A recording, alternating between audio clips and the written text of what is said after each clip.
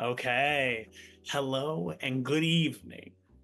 And welcome to Alley's End, a noir D&D game where we will follow our intrepid detectives as they attempt to solve a murder, determine what exactly is going on, and try to resolve all of their own baggage at the same time.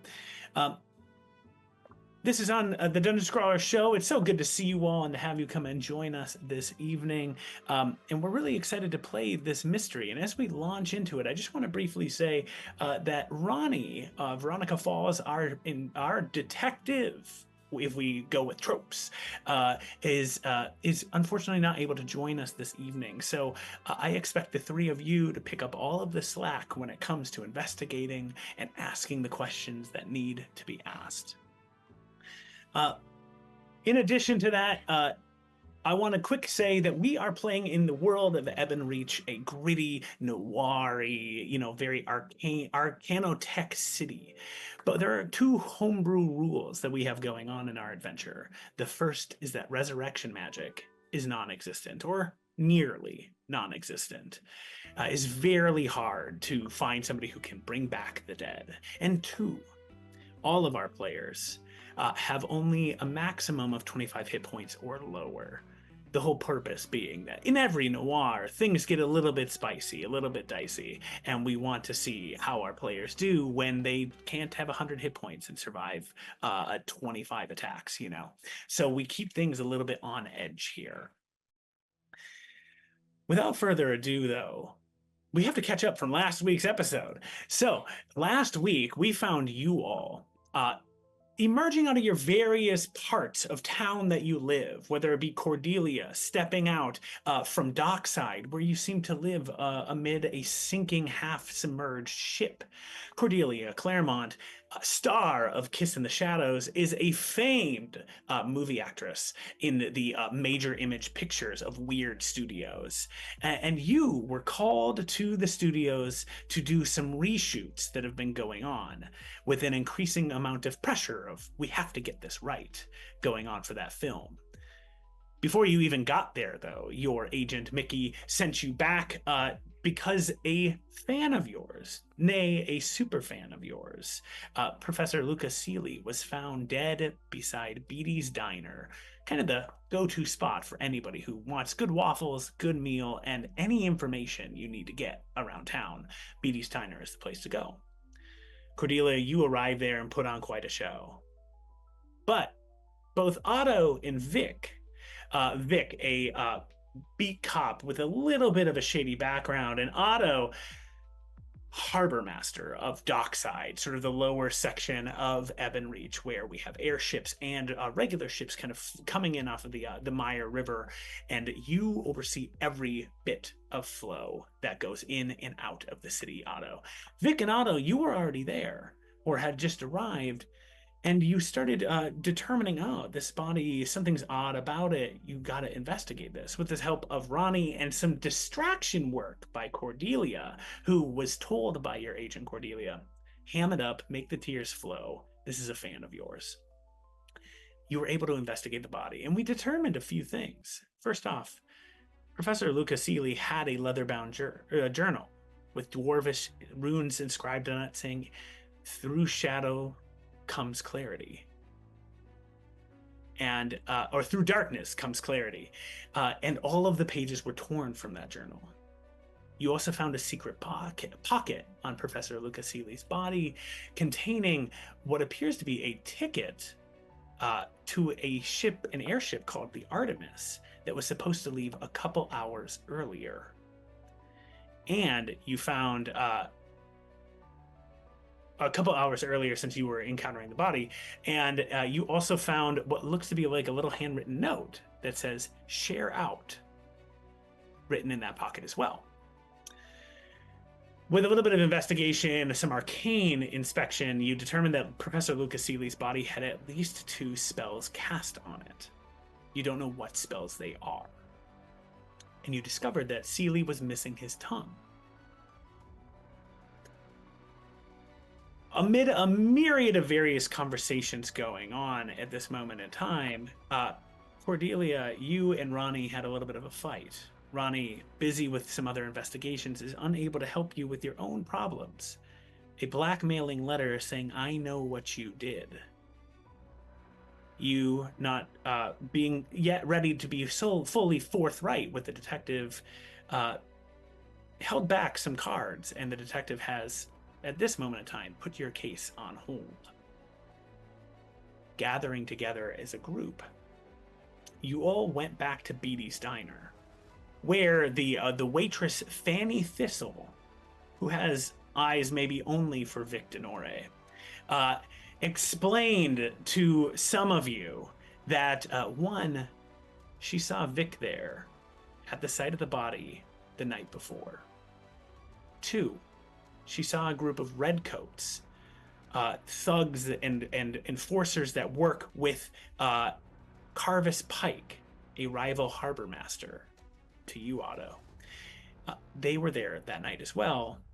And lastly, she explained that she had been promised a movie opportunity or a chance at the pictures and has had some trouble at Snake Eyes Casino, run by the twins Max and Maxine Firelight. As you started sharing information, determining what was going on, and trying to figure out what were your next steps, sitting and enjoying some milkshakes in the cafe, the doorbell rings, and 3 redcoats stride into the room.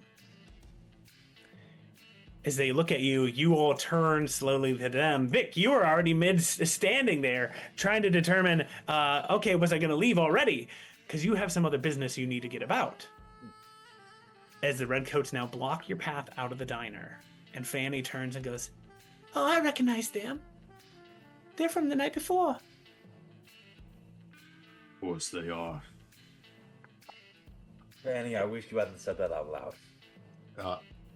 I'm gonna look and as they walk in and shut the door, it goes, "Oi, what the hell are you lot doing here? I really send you this way." As you say those words, I want everyone to roll initiative. Not that we're immediately in an encounter, but it's to determine more what we're going to be able to do in the next turns and kind of who's doing what when. I'm just 5 saying for Vic. the dice on my side. 5 for Vic. Thank you. That is a 21. 19 plus 4, 23.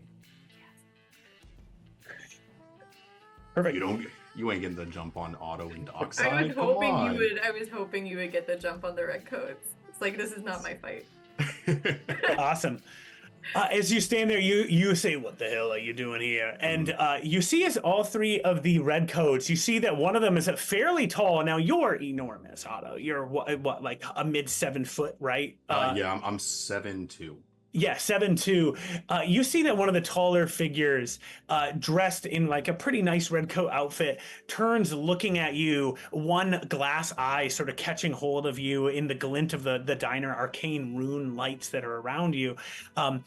And just sort of smile as the other 2 starting to fan out a little bit. You can see what looks to be a wiry woman, dressed in like a red coat that's much bigger than her, so she's sort of like hidden within it.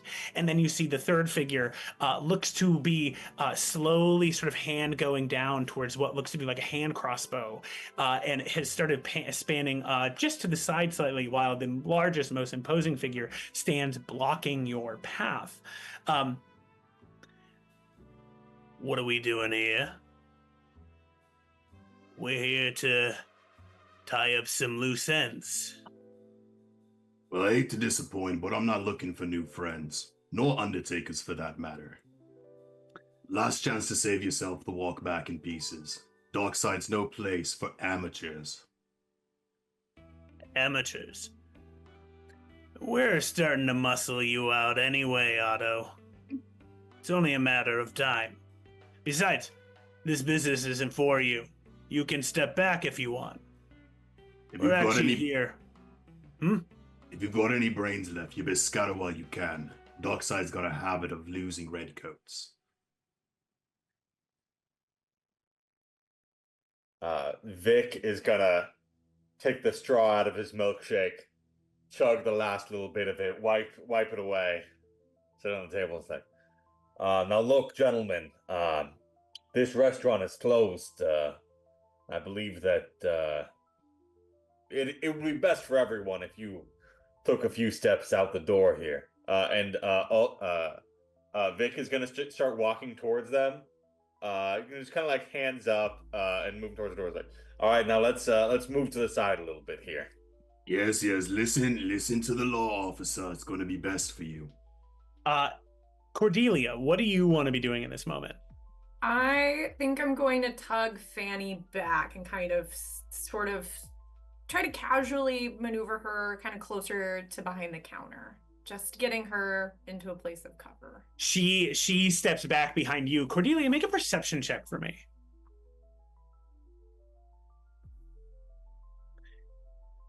8. 8. As you're moving Fanny back a little bit, right, you can kind of hear as Fanny sort of bumps into a couple of plates and you hear a couple things clatter to the ground for a second. You see as all of the redcoats looking at both you, Vic, and you, Otto, you see that one of the tallest one, the most imposing one's eyes flick over to you, Cordelia, and flick to Fanny as well, and then sort of move back. Are you, Otto, and Vic trying to intimidate your way through this? Let me just check. So I don't mind intimidating through this. Otto is very, very willing to put them down like the dirty dogs they are. Yeah, I think Vic is might not be fully intimidating, but is sort of using his position and stature to kind of move things out the way. He's also going to like reach behind his back and do a quick he knows a little bit of sign, and he's just gonna do FANNYGO, and that is a message for Ronnie to basically get Fanny and go. Oh, okay. Excellent. Yeah. So you start to sign those things. You see Ronnie, who is standing there, nods briefly at you for a second, and on her turn is also going to shuffle back towards you, Cordelia, and more or less get ready to grab Fanny and depart from the scene.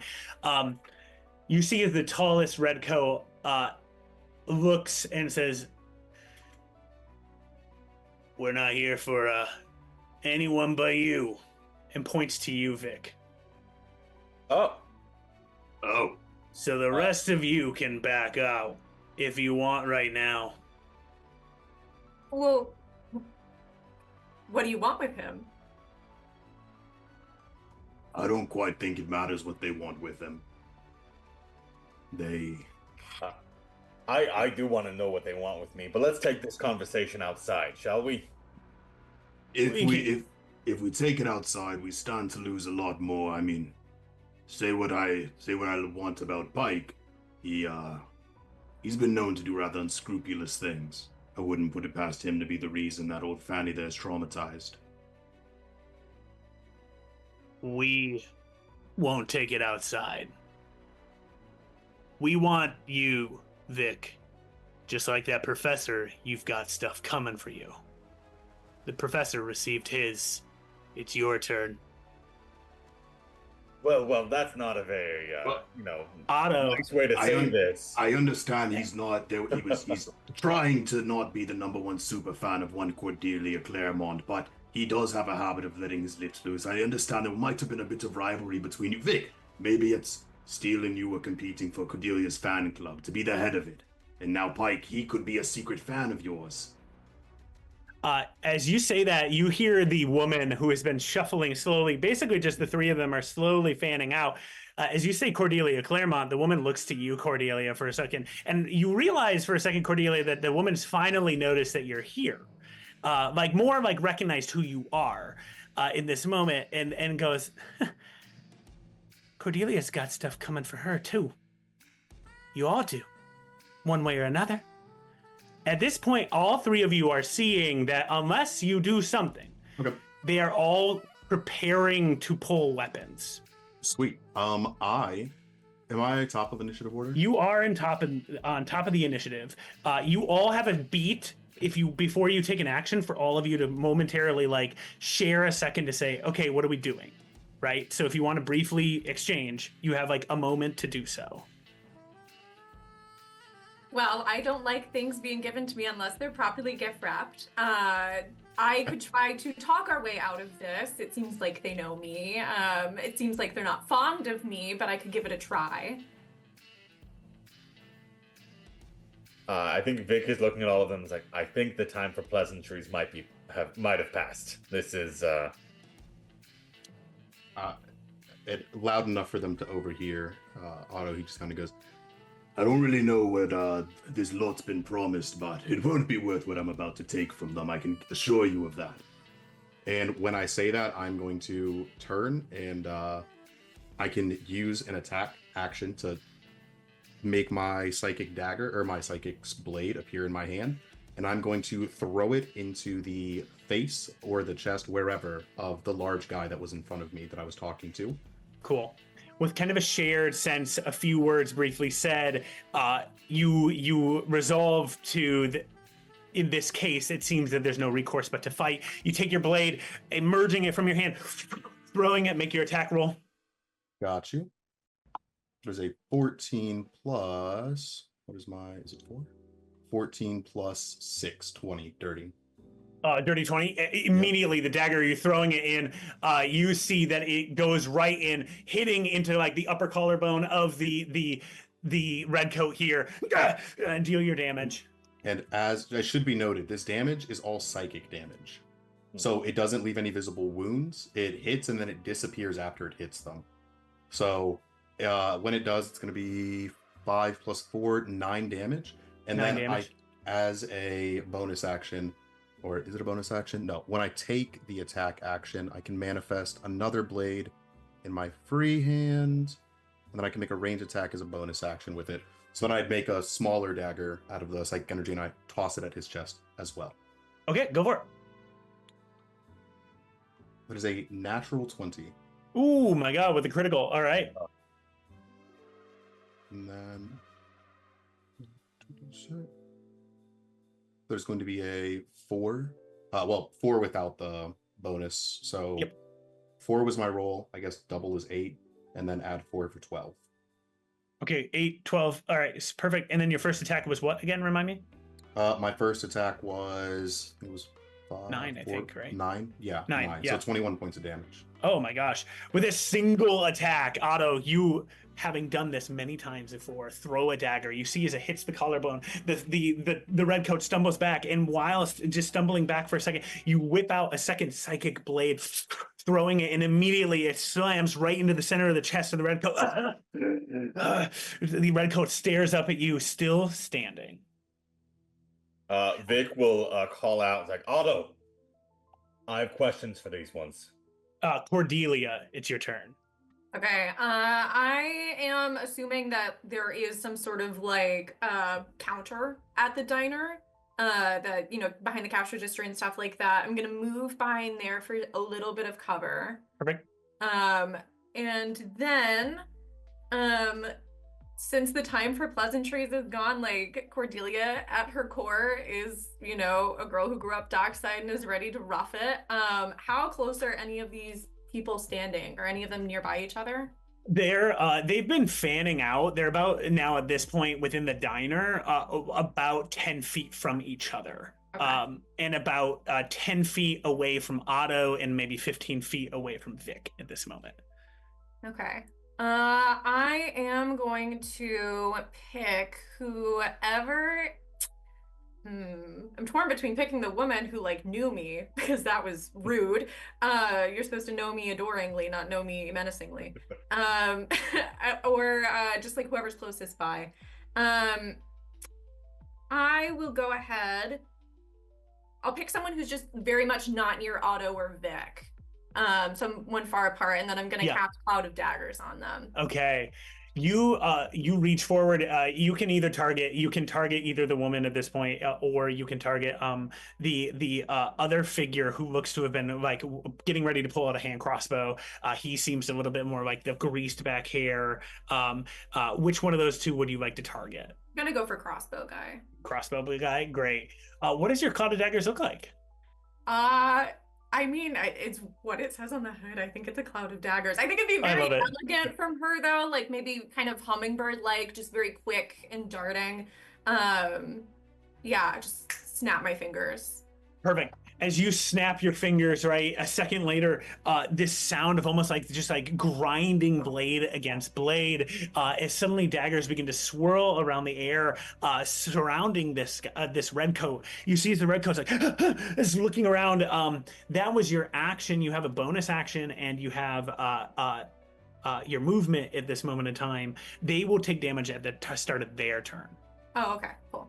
So I will bonus action. I'll give a bardic to Vic. And then, yeah, I'll just snap, and all of the daggers will fly out and strike this person. And I'll flash a little wink at Vic and say, "Come on, big boy, you're up next." Perfect. As you shout that over to Vic, Vic, you have your bardic inspiration in this moment. You hear the sounds of just this clattering of blades, and it's the red coats are going to go. So you see as the first one, deal 4d4 damage to this red coat, Cordelia, with cloud of daggers. Crazy spell. That's a 12. 12 damage. Oh my god. Okay. With 12 damage, your cloud of daggers begins to swirl around this guy, and immediately you hear him start to scream as the blades cut into him, and he crumbles to the ground, instantly killed by your cloud of daggers. I think Cordelia go, serves him right. Cordelia, when I told this to Vic, I do want them alive to ask them questions. You didn't specify that you needed all of them, Vic. As you're saying, next time. As you're saying these words, being so witty in this moment of time, you see as the woman, she pulls out, she reaches deep into her cloak for a second, runs forward, getting towards you, Cordelia. Doesn't have to necessarily at this moment, based upon the way she positioned. She can just run and bound behind the counter with you. Vic, you weren't close enough to intercede at this time. As she bounds behind, you see as she snarls at you, Cordelia. You worm! You killed him! You killed Doria! And you see as a blade comes from under the jacket and swings forward towards you as a dagger is going to attempt to stab into you. Oh, what's your AC, Cordelia? 14. 14. Okay.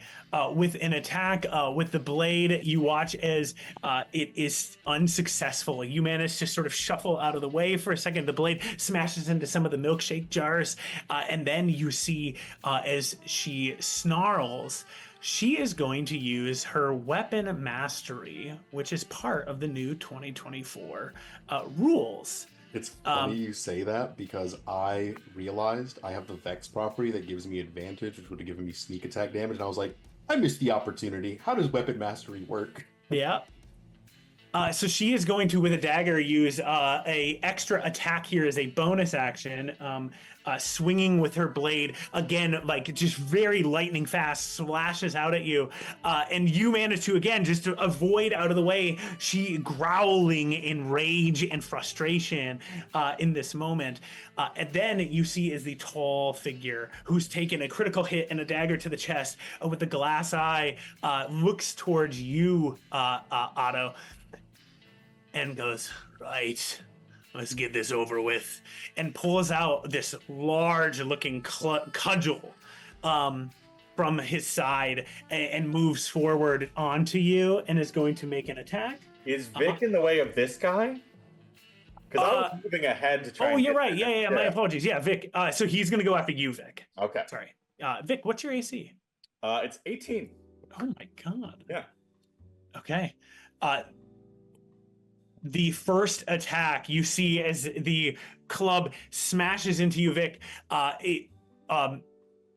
Ty goes to defender, and so you, with a tie, you manage to just resist the hit. Oh, I mean, if he gets an 18, that hits me. Oh. Yeah, no, it's meets it beats it. Oh, meets it beats it. Great. Okay, I can never remember, and I tend to be too kind. Yeah. So with the 18, the club smashes into you, and then he raises it again, and smashes it down across you again, striking you twice in this moment in time. So you're going to take a total of 10 points of bludgeoning damage. Okay. Didn't ask for a bodyguard, but thanks all the same. Wasn't trying to be one, was just in the way. Better not expect me to call you hero, mate. I would never. With the attack going down on you, and you sort of standing there for a second, you feel as you're just sort of battered around, and with weapon mastery, you've been sapped in this. So you have disadvantage on your next attack roll before the start of your next turn. Yeah, so you have disadvantage for a turn, more or less, is what I'm reading here. As you've been basically just, this figure just beats and it strikes against you here. Vic, before your turn, you hear Ronnie and Fanny start to make their way out. They are moving towards the back of the building in this moment in time. And then you hear Fanny go, "Look out!" And some clattering and sounds happening in the back room. All right. Okay. So I want to finish this up quick then to go figure out what that was. You're more than welcome to go help them. I think I can handle things here. And this I'm Claremont right over up with there's a this pretty guy. good shot. So first thing I'm gonna do is I'm gonna because I'm just gonna try and finish off this guy in front of me. Auto teed him up. I'm gonna bonus action second wind. And heal myself a little bit. That could have certainly gone better, but and then I have disadvantage. I'm gonna try. I pull out also a similar cudgel, a reflavored mace. It's this big, thick, kind of nightstick, and I'm just gonna swing at this guy, trying to do non-lethal damage just to knock him out. Cool. At disadvantage. That would be a nat 20, but at disadvantage, it's still going to be a 19. Oh my god. Yeah. All right, go for it. All right. That is going to be 12 points of bludgeoning damage.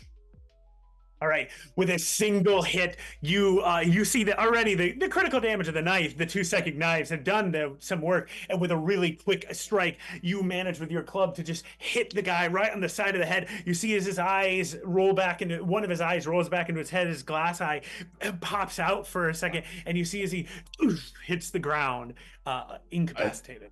I thought you needed him alive. He's alive for now. As he says that, I see his eye rolling. I kind of nudge it with my boot. Yeah. And then I'm going to. I already used my bonus action for second wind, but I'm just gonna run back towards the back room. Say, Otto and Cordelia, you got the lady with the knife. It shouldn't be too much hassle. But yeah, I'll use my 30 feet of movement to run towards the back room. Okay, perfect. You run towards the back room here. Wonderful, awesome. We're gonna come back to you here in just a second, Vic. As the round comes to an end, you see, Vic, as you get around that corner, that a fourth redcoat is back there. Ronnie and Fanny have, at this point in time, the redcoat is turning, and as you heard the lookout, and all this is sort of playing out, it's very similar, like a very similar time here.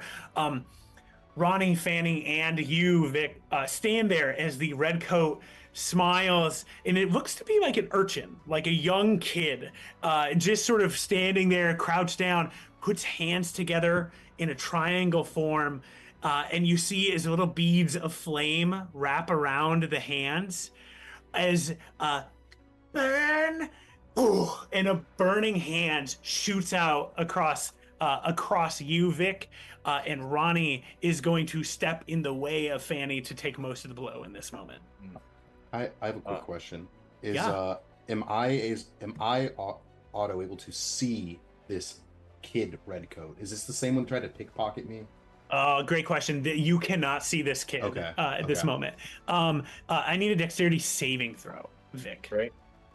No, that's a 3 on the die. Vic, you take you are going to take 3d6 fire damage. Uh-huh. Okay. As the fire wraps forward, you see as Ronnie pushes Fanny down to the side for a second, taking the brunt of it, but manages to sort of with dust or coat block a significant amount of the blast. Vic, you take 7 points of damage. Okay.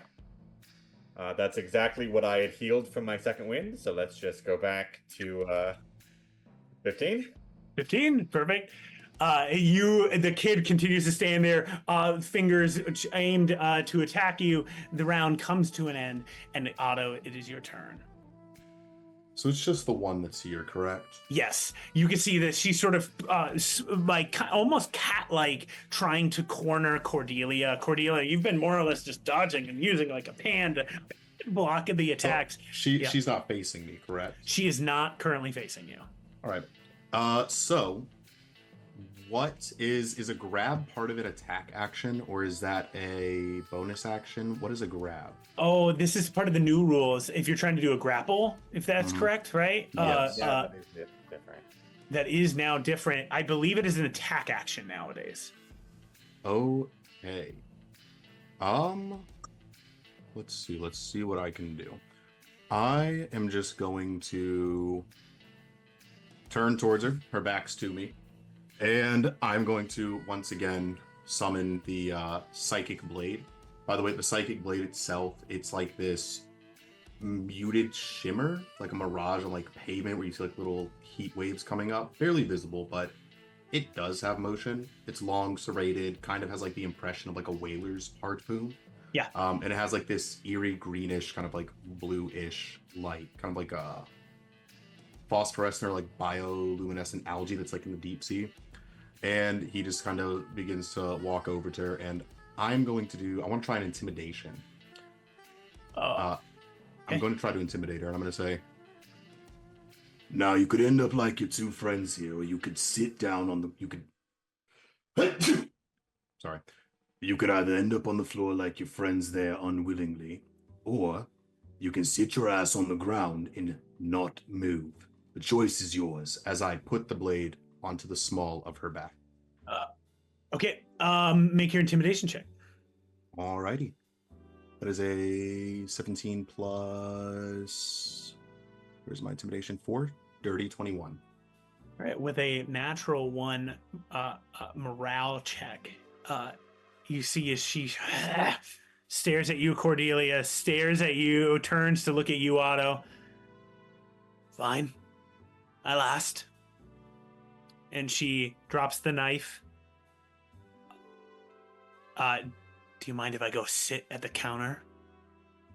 I do mind, actually. I don't really think beggars get to be choosers in a case like this. On the spot, heal. Immediately sits crisscross applesauce on the ground. And with my blade pointed at her neck, I look up. You okay, Miss Claremont?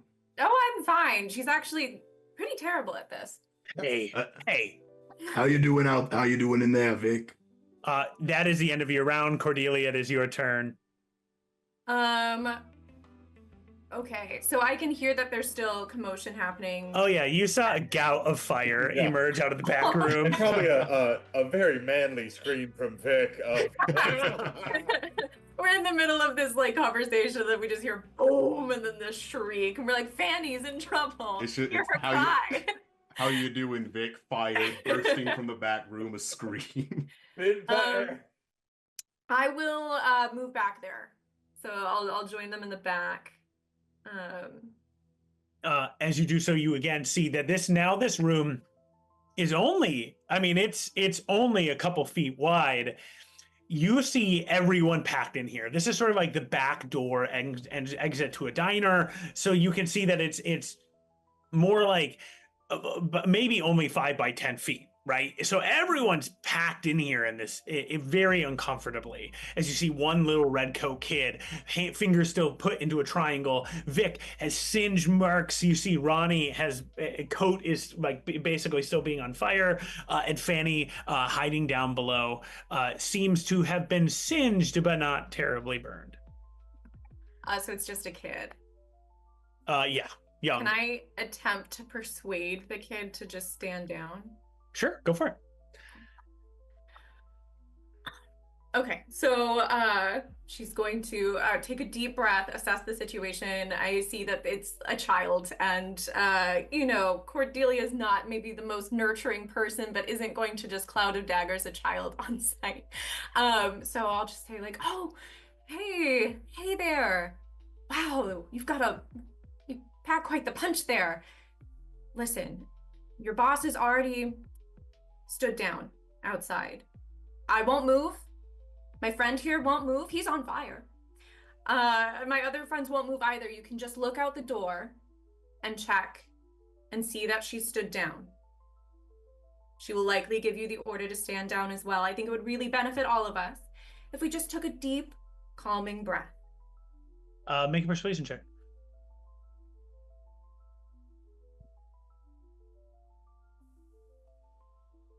"13.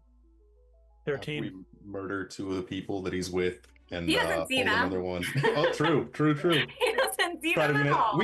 they're still fine. We haven't done anything. We'll be They're okay. fine. Looking at you, the kid sees sort of the writing on the wall of what's happening in this moment, hears you say your boss has sat down in the other room, and the kid is going to snarl at you. "I don't believe you," and then proceed to turn and flee. Well, he certainly can try. Go for it. That's no one Get that child, Vic. urging his manners anymore. How far away is this kid from me? This kid is 5 feet from you. I mean, right next to Okay, you. great. Yeah, I'm gonna Grab him by the scruff of his neck. yeah, I think I'm gonna try and grapple this kid. Which is, I believe now a melee. It's just like a melee attack roll, and then if I hit his armor class, he is grappled. Go for it. That is, I'm gonna use Cordelia's Bardic Inspiration from before. Thank you so much for that. That turns my 10 into a 16. Ooh, all right. With a 16, your hand, you grab hold of the kid. You can see the kid struggling a little bit. Ronnie and Fanny are going to exit out of the pack. If I can, I don't know if I can as like part of this. I don't know if he has a like component pouch or some kind of like arcane focus he's using. If I can try and like rip that away in the course of grappling this kid, I would. Absolutely, you can. Make a perception check for me, Cordelia. Oh. I have a question. Yeah. So, with I know that like I have Nimbus, the familiar and whatnot, and typically I always have that changed. Have the rules around familiars changed since the other one? I don't think so. Between editions? Okay. Not that I'm aware of, no. Okay, that was all. Thank you. Yep. Cordelia? 15 on the perception check. 15 on the perception check. Okay. Cordelia, you see as the kid's pouch just gets thrown away. Whatever happened, Cordelia, I'm going to share it as a meta bit of knowledge. You missed something. Something has just occurred and you missed it. And I'm telling you that as Cordelia in the sense that, like, you're streetwise, you're savvy. There's a lot happening here. There's stuff you can always miss in every detail. The bag gets pulled away. The kid suddenly has no somatic components whatsoever. And it has been fully grappled by you, Vic. Vic, is there anything else you want to do to finish your turn?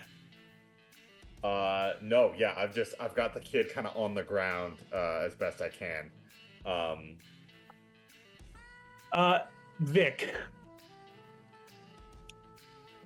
2 questions. Mm-hmm. Did you pick up the poster, the movie poster?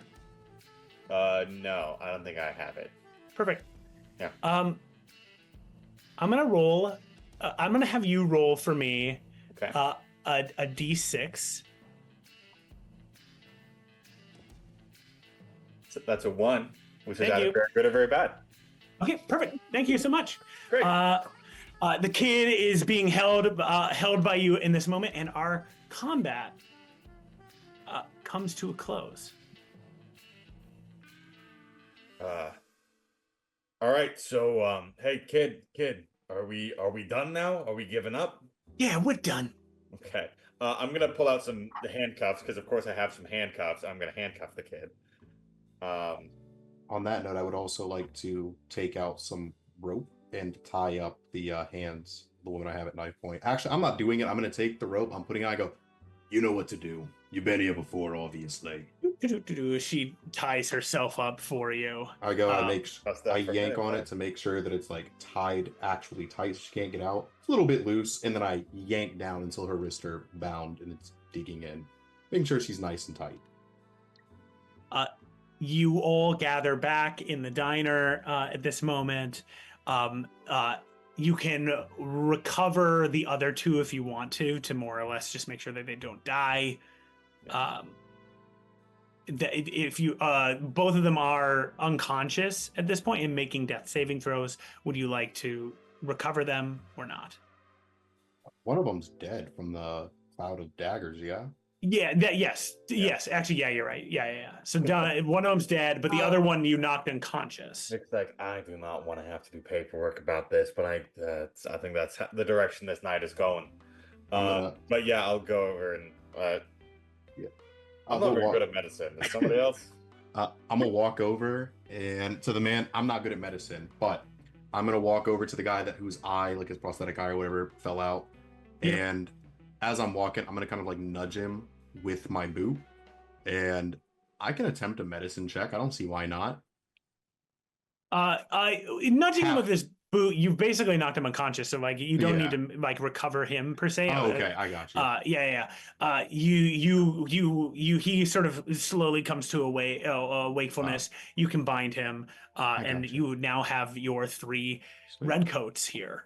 As I nudge him with my boot, I want to put my foot above his eye, like the prosthetic one that popped down. I go, Darkside's got 2 kinds of folks, those who learn the rules quick and those who end up at the bottom of the dredge. and I'm stepping on the eye to break it.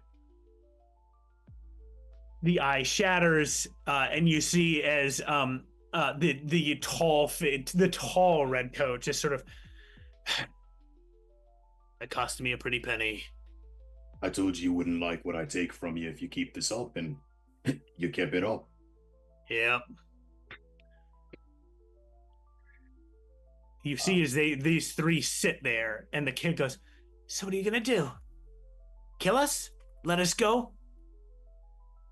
So wait, just to clarify, did I dagger that man to death? Like fully to death? He wasn't just death saving throws or anything? Is he fine?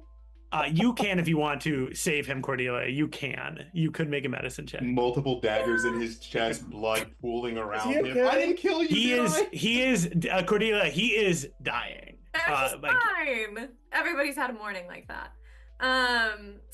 Yeah, I'll do a medicine check. Okay. I don't know what good it's gonna do, but I'll try. 9. 9. Do you want to spend a little bit more time doing this? Vic, does my name have to appear on any of this paperwork if this guy goes night-night? Listen, the less I have to write, the better. Oh. It's Well, I guess it depends on what the redcoats think. How much do you want to save your friend? As you say this, you see the 3 of them sort of look, and the woman goes, "Save him, please." Oh, I mean, we can take him to, drop him off at a hospital, but we're going to need to hurry. And before we can really get going, we're going to need some information. What kind of fate did you have in mind for us? You, with this threat, can start inquiring information. If I require a roll, you have advantage. Okay. You have now leveraged in a way that is going to get them to talk. Okay, I think I'm gonna sit on top of the counter to add insult to injury. She's still on the floor, right? Yeah, I'm on the they're all counter. sitting there. Yeah. Just perched on top of it, swinging my stiletto back and forth. Earlier, you made this quaint little comment. I am struggling to remember it now. It was something about all of us getting ours. That was interesting. This would be an excellent time to elaborate. Quickly. You see as she kind of looks around for a second, she locks eyes with the taller red coat. The taller red coat just sort of shrugs. Carvis Pike. Carvis Pike wants to get you all. We got orders from up above. Pike wants it. We don't know why, but all your names got listed. So Pike wanted us dead. That's what happened? That's what we know. Well, I mean, if that's all you know, I don't know if there's much use of having you around here anymore. Do you know, is Pike working for anybody? Is he the top of this ladder? No, we don't think so. Can I insight check that? Yeah, go for it. I would like to assist him if I can. I'm just gonna say something like, You know, I can't tell if you're foolish or just really brave.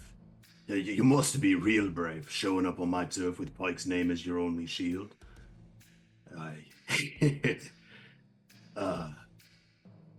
feel like there's more to this than you're letting us know, and fortunately for you, we have the lovely law officer here who I can turn a blind eye to, and he might be very willing to turn a blind eye to us, considering you just tried to turn him into a barbecue. What was your insight check? Did I have advantage from Otto? Yep. Then that is a 21. A 21. She is not lying to you that there's probably somebody that she thinks at least is above Pike in this. That's my guess too.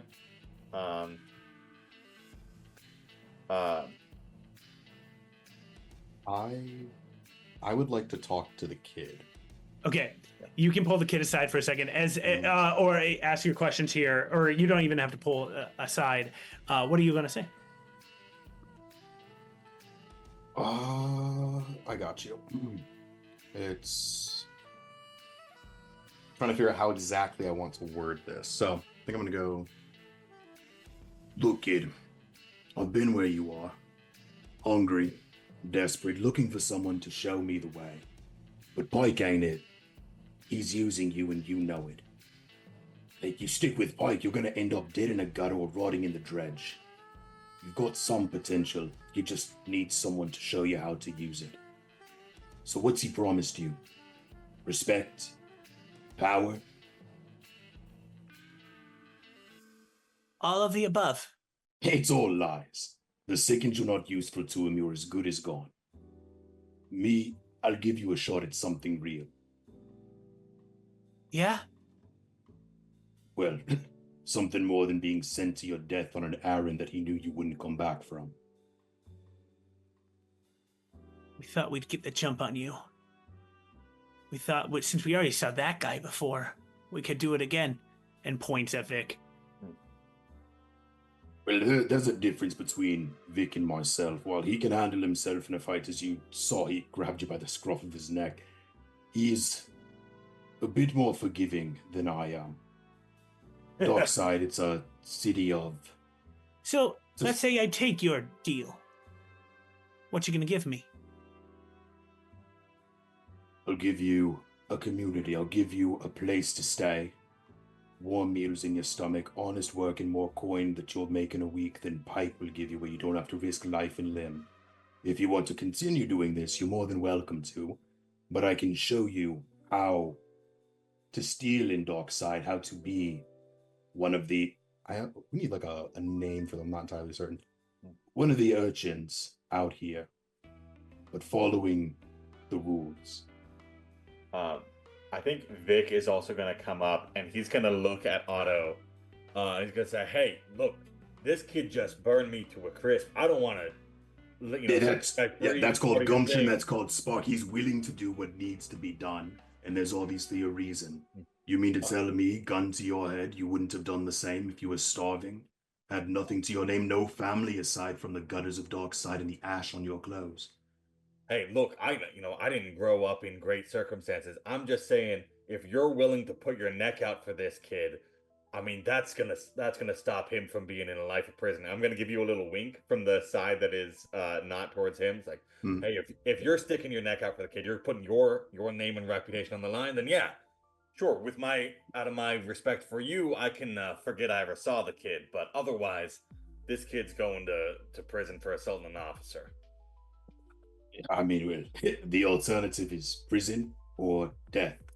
Now, kid, you got your whole life ahead of you. Don't waste it bleeding for a man who wouldn't even spit on you to put out a fire. Okay. I'll take your deal. And What's I'll the take price? that coat on your back, and I want you to tell me, how did Pike get to you? Why are you here? They might not know anything, but I'm aware that you're, well, the kids, or the eyes and the ears, they hear things that they rather shouldn't, and they make it a point to hide it if they do. Shake hands. He pulls off his red coat and holds it out. A deal.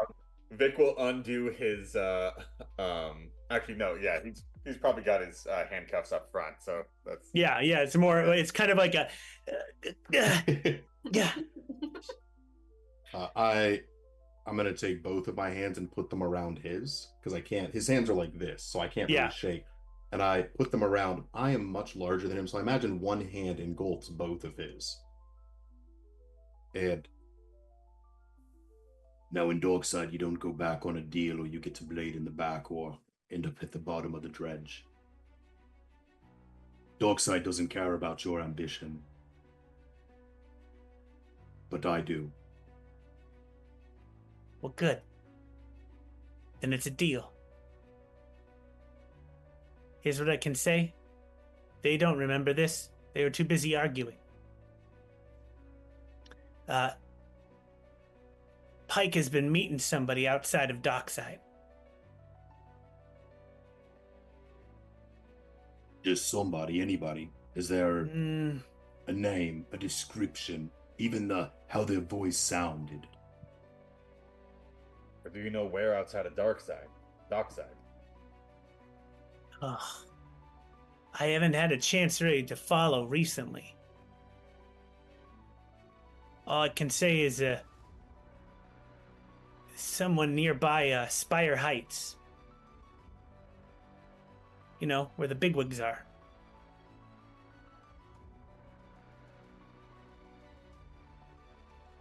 I'll meet you at the powder keg sometime.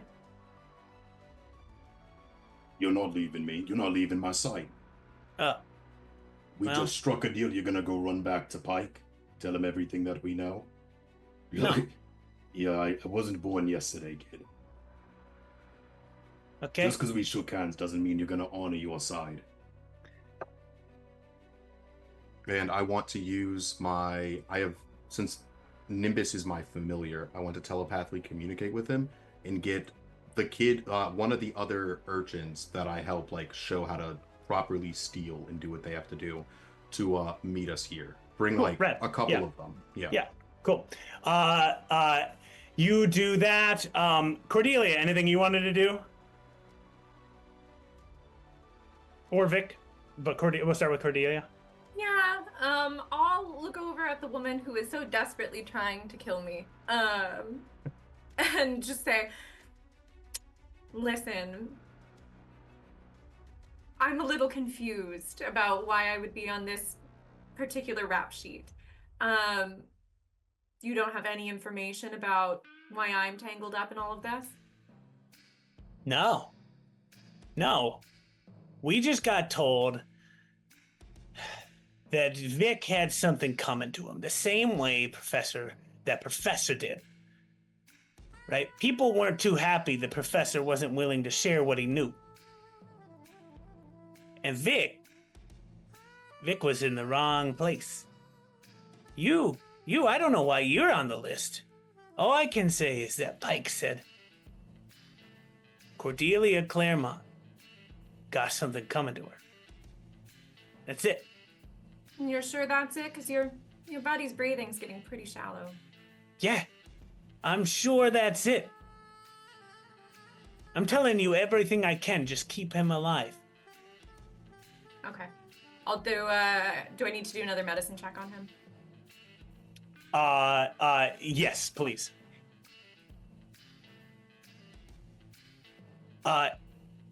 Vic, any questions you have? What do you got? What do you got? Medicine check. Sorry. Okay. I got a nat 20. So Okay. It's a 22. Vic, you notice Alive. that Cordelia Claremont has some pretty good capacity at field medicine. I did not think I did. This is news for me. This is method acting. You played a surgeon one time and it's At the kicking moment. in. Vic, what are you doing? Yeah, first I'm gonna look over, is that the, did you pick that up when you played the doctor that went to, the kind of the Southern Isles? Is that? Oh, yes. When I tried to get into character, and I know that was a bit part, and I didn't have a large role there as nurse I number thought you did 3. really well, though. I think it was you stole the scene. Anyway, I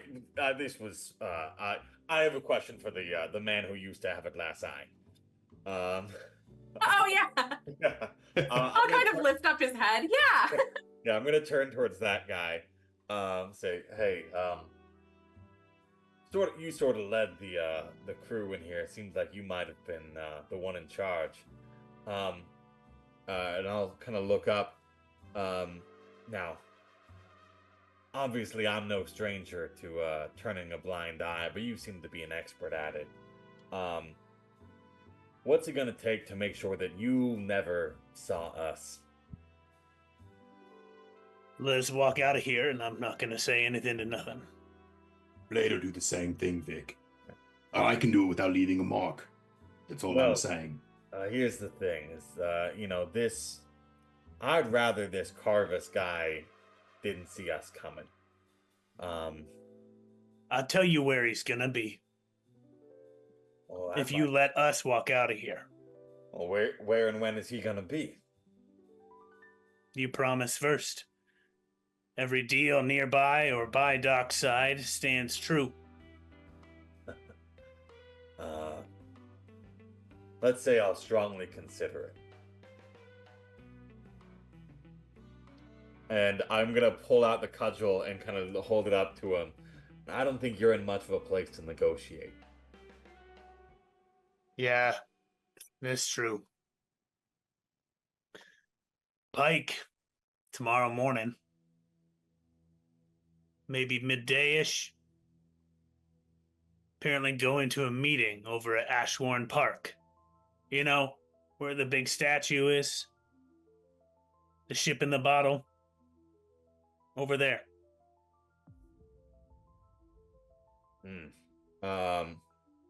That is a useful piece of information. And I'm gonna kind of rumble through his pockets. I don't know if the magical IDs or anything, or if he has like an ID or anything, just to like know who he is. You rummage around and you find that a little like bit of ID that he carries on him, and his name is Vincent. Vincent, good name, Vincent. I'm gonna hold on to this, so I know where to find you if things go wrong. I'm gonna tuck that in my pocket. Just a heads up. You all let us walk out of here. You'll never see us again. If I do, it might be the last thing you see. Okay. I'm not worried about seeing you again after this, but you will never see me coming if I do. And Cordelia, you'll never see us again. We will probably go see Kiss in the Shadows. It's just a thing. Oh, But thank buy you. an extra ticket. Yeah, I do appreciate that, Vincent. Sorry again about killing you for a bit there, and I'll just pat his cheek.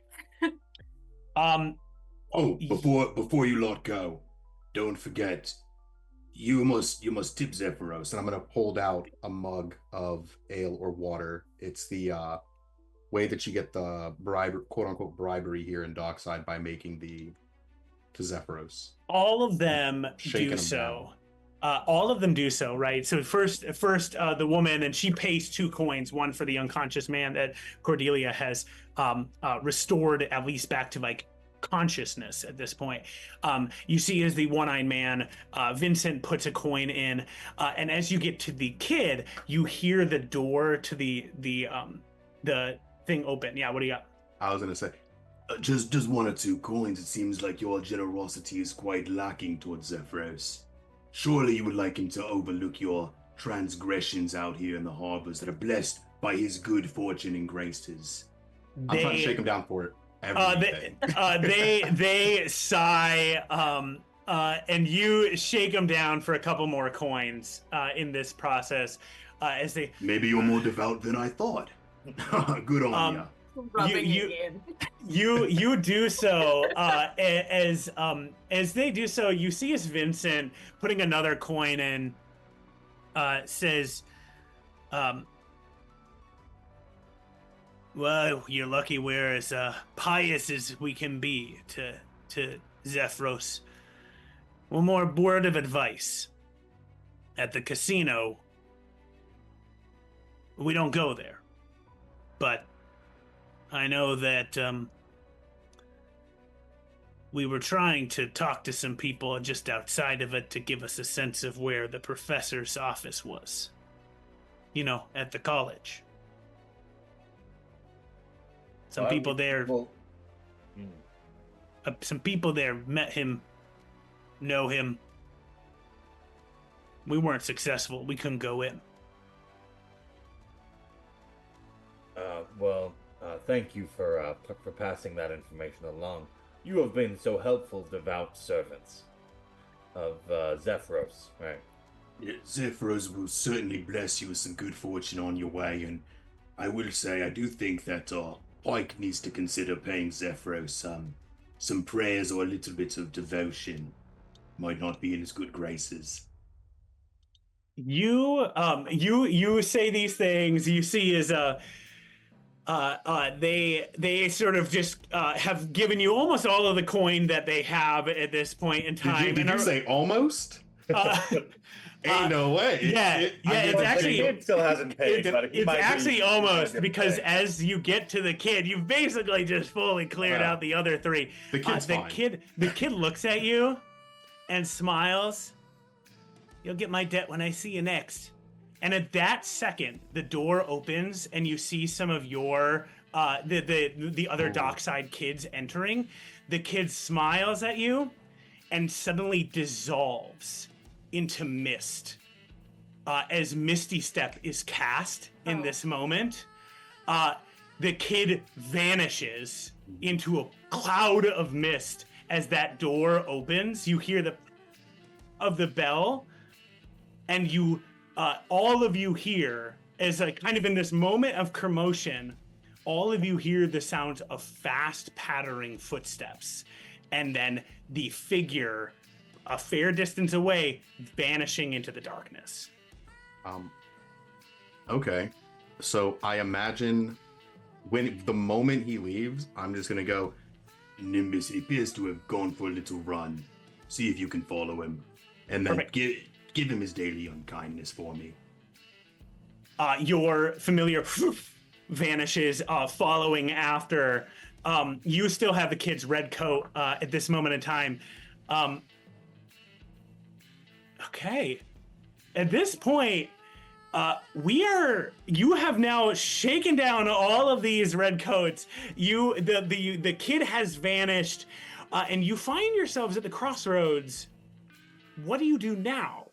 I immediately turn and look at those 3 and I go, All right, well, they say in for a penny, in for a pound, and you are who you surround yourself with.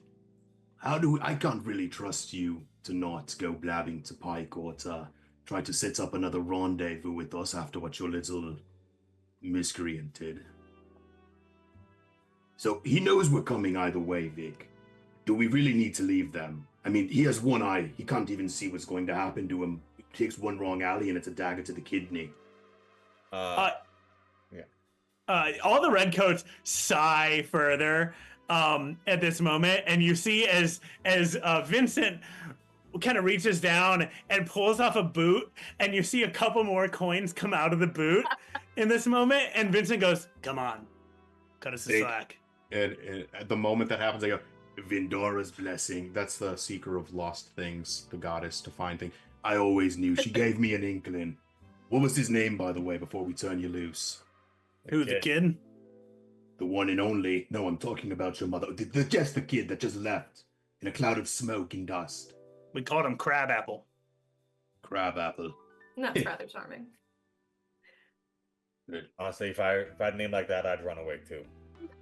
I would too. I mean, like redcoats, crabapples. Who are you?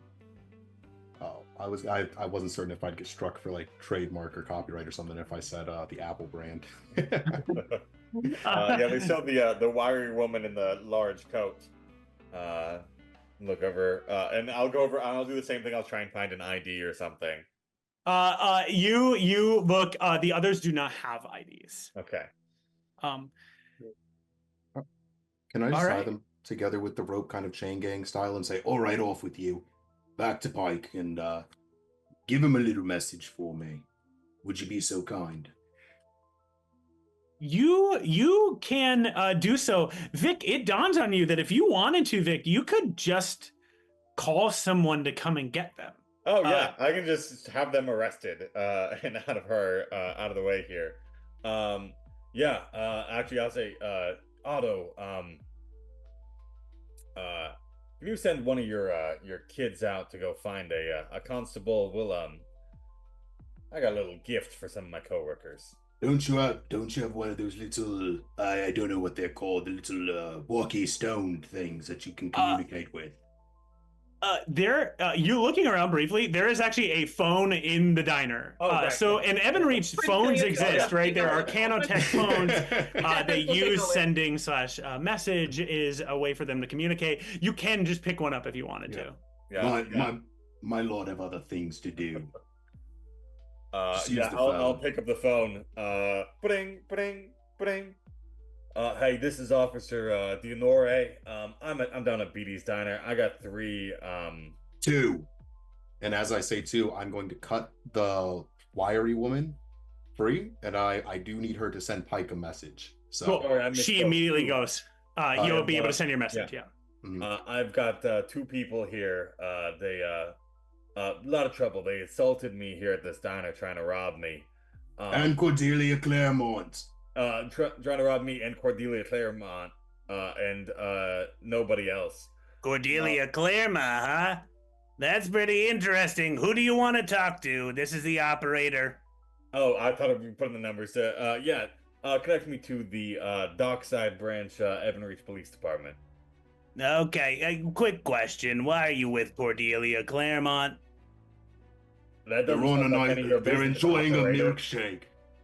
Oh no, don't. Yeah. Let's They're not. just together enjoying Oh, a nice just milkshake. out at, where are you calling from again?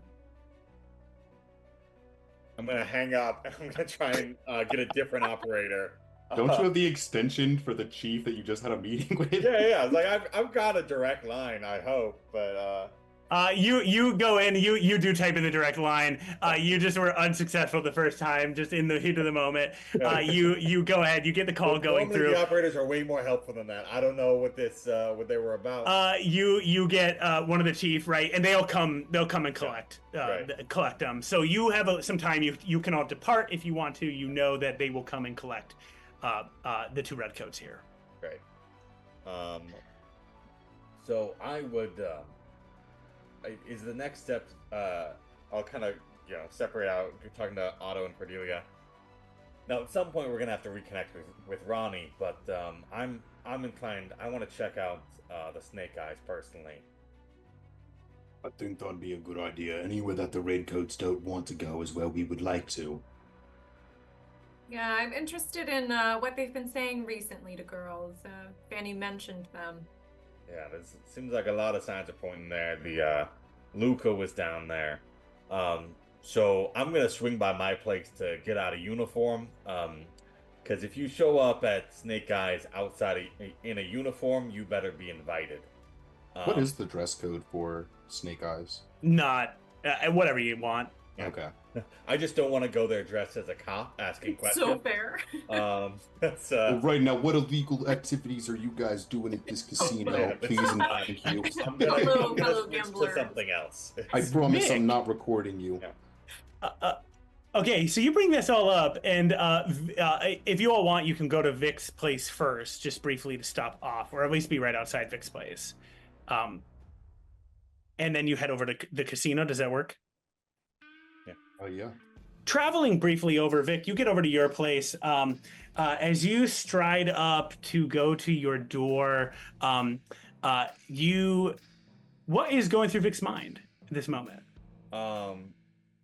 As I go into the door and I kind of like give a sign like I'll be out in a minute. I go in, and I'm thinking, well, I don't know who I can trust right now. Somebody's trying to have me killed. I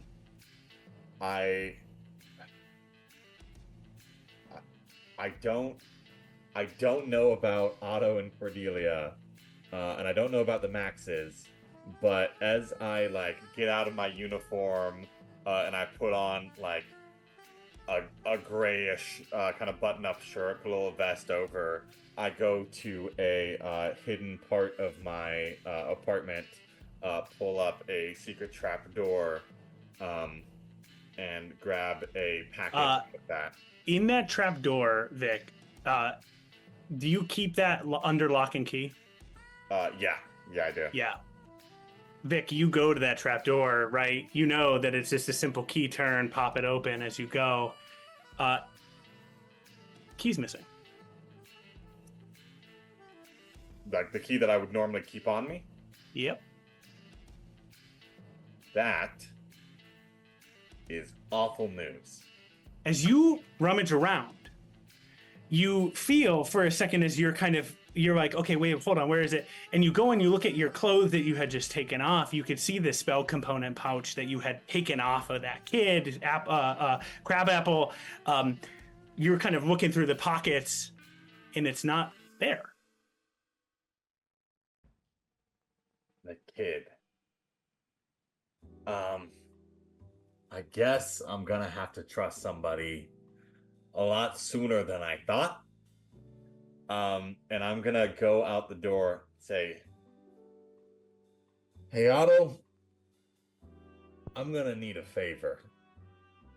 And as you say those words, we're gonna actually cut to break for a moment and take a few minutes here. As you now must collect yourselves to figure out what's your next steps and Vic's discovery of what's going on. We're going to be back in about 10 minutes or so, or a little less than that. So come on back, and we'll be back soon. Okay, hello everybody, and welcome back. Sorry about that. Our overlay was really fighting me a lot there. So no big deal. We are coming back into our adventure. As Vic, you step out of your apartment door, you say to Otto, "I need a favor," and what's going to happen? Do you mind stepping inside for a moment here? Cordelia, I guess you can come too. This is, might involve all of us. You are properly addressed, got all your bits and pieces away, yes? Oh, yeah, no, Vic. I'm flattered, but I'm not, like I told the Redcoats, I'm not looking for friends or anything more. No, yeah, we're good. Vic's got like just a loose fitting shirt on. It's the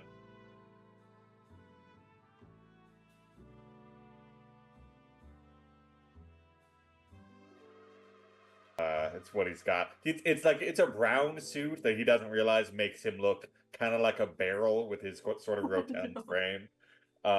It's just no, it's. I Clearly wonder where you not kept all the wash. milkshakes, and now I know. In the Yeah. barrel body. And he'll kind of lead you into his apartment, which is also the most divorced energy. It's a lot of like wrappers and things. There's old newspapers. There's like a little stand by the one good chair that has like a bunch of dinner things on it. He's like, all right, come on through. I knew you were in a bad way, man, but I didn't know it was this bad. You gotta have some pride in yourself. And I'm gonna start casting like some prestidigitation just to like clean things up a little bit, like the wrappers and stuff as I'm walking by. No, this is I mean, I had it how I like it, but it's fine. We're good. You like the rats and the roaches on the floors. I didn't realize. Okay, maybe you can clean it up a little bit, but that's not what we're here for. And he's gonna lead you through to like what used to be a dining room area. Pulls up a false wood panel, and there's a little safe tucked under it.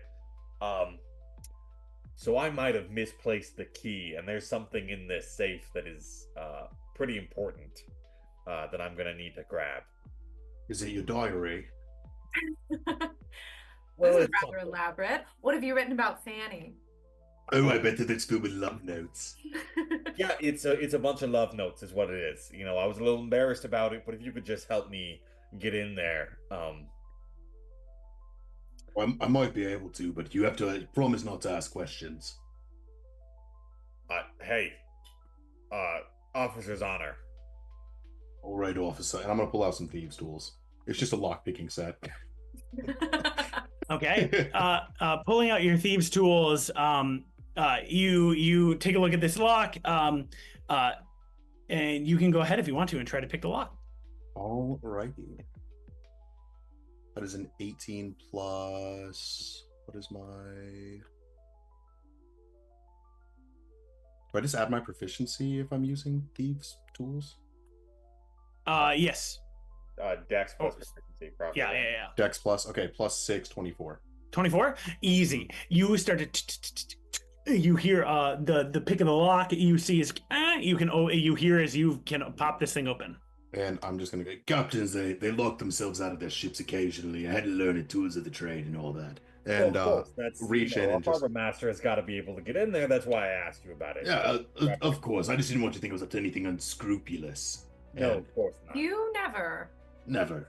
And I'm gonna reach in and grab whatever it is. What's in there? It's not a diary. Is it not a diary? In there would probably be like a gun, a couple of valuables, and hopefully a package. You pull out, you reach in there, and the first thing your hand touches is just a bag full of papers, or what I think- feels like paper. I think he got embarrassed and he keeps all of the ripped up notes in here. And I give it to Cordelia. Ooh, Hey, that okay, was this is delightful. Oh no, we hardly know you, Vic. I myself even less than Otto. I just get in here and kind of get to know you a little bit better. Oh, it's so nice that you decided to be vulnerable and open with us. There's not many you can trust in Dark Side, but I'm glad that you thought we could be the ones. This is a Yeah. very sweet moment, Vic. It's very sweet. It's very sweet. It's poetry, some love notes, and but we don't need Poetry. to with them yet. So I'm gonna try and just like take the bag away. While he's doing that, I'm gonna sleight of hand some of his valuables.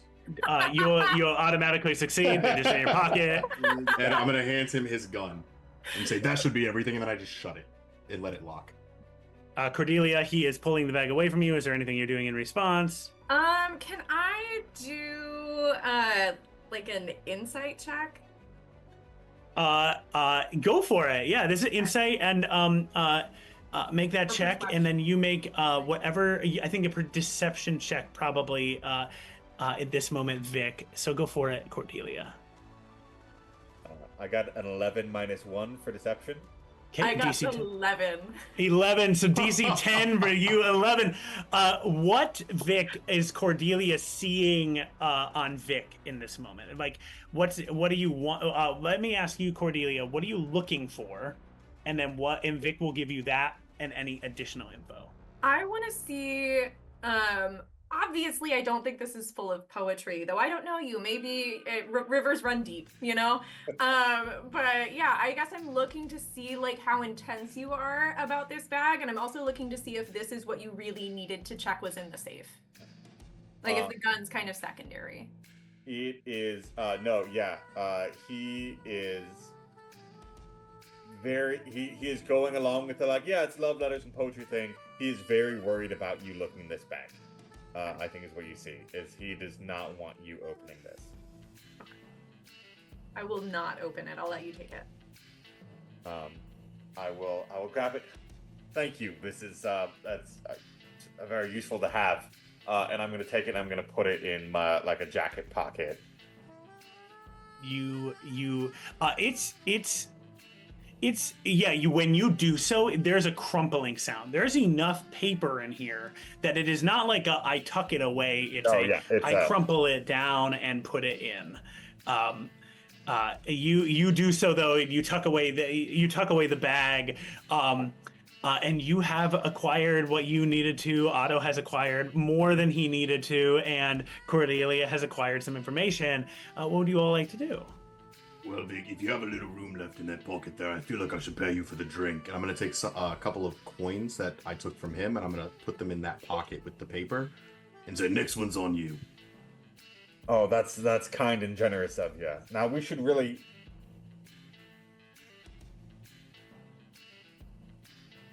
You know what?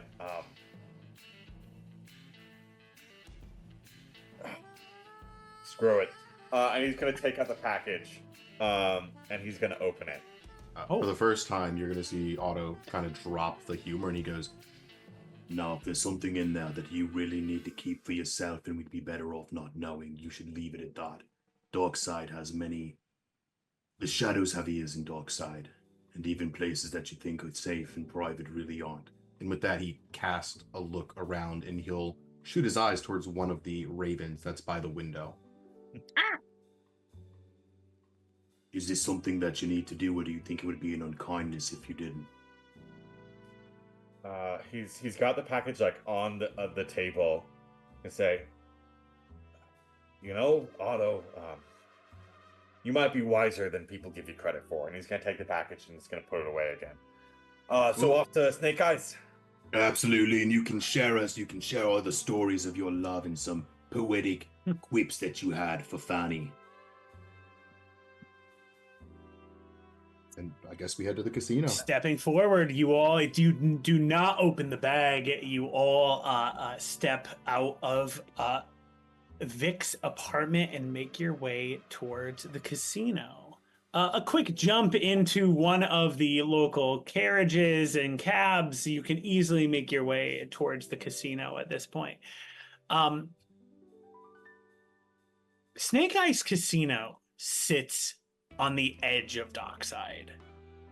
It is seemingly built to split the street between what Half Home and the ways to get to Half Home are, and the gritty world of Dockside.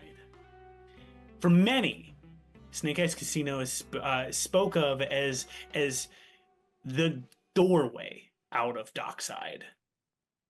Although you can always walk past it, you can move deeper into the city, it often is a place of opportunity, a place for a chance to move up in this world. As you arrive, you can see what the neon runic lights splayed off the sides of this casino. You can see as light always emanates from these doors, and people always sort of hang out and mill around this casino, either down on their luck, excited to go in amid, or just simply looking to take advantage of what is nearby this casino. As you approach as well, you can see that the trademark firelights, these little will-o-wisps, undead creatures that have been captured over years, have been caught into little glass jars, and they hang around the sides of the casino as well. A trademark symbol and a little bit of branding from Max and Maxine, the Maxes. as you step forward, you stand just outside the casino here, and you can see that a couple people have been milling around. What goes through each of your minds as you look at Snake Eyes Casino? What's the kind of just an initial thought kind of going through you? How bad is it for Cordelia to be seen here as Cordelia? Like, You think that if Cordelia walked in here, the front page paper tomorrow will have your name on it. all right. Will it be bad? No, but will like Mickey and your other public, but will you attract attention? Absolutely. Okay. Can I, since my face setup's a little bit special, can I like half shift between Cora and Cordelia just to look a little bit enough not like myself, without using a spell slot, or do I need to like fully cast Disguise Self? I think you could. I think in this case, I'm going to give you the option. If you want to not cast a spell in this moment, Yeah. you can do a half shift, and I'm going to require you to roll a DC of like basically a disguise check, so like a deception check. Okay. And that's the DC if someone tries to look at you very closely. Okay. I do also just have like a costume I'm carrying around, so I could always put on like a blonde wig. If You that, could, if that, you would, could, if that would not absolutely. require a check to just be like, and I'm blonde now, is That's right. So would that one also require like a deception check If you just put on a blonde wig, yeah. Like again, not in the moment, right? But if somebody was like, Yeah. I want to look at you, they could pick out your features. You are famous enough and well known enough that like somebody could be like, oh, that's Cordelia Claremont in a blonde wig. That's kind of weird. Like but it would take work to certainly do it. Okay. I don't know if it will make any difference at all to double up on two of those things, but I'll half shift and I will use my costume. Okay, make your deception check with advantage. Okay.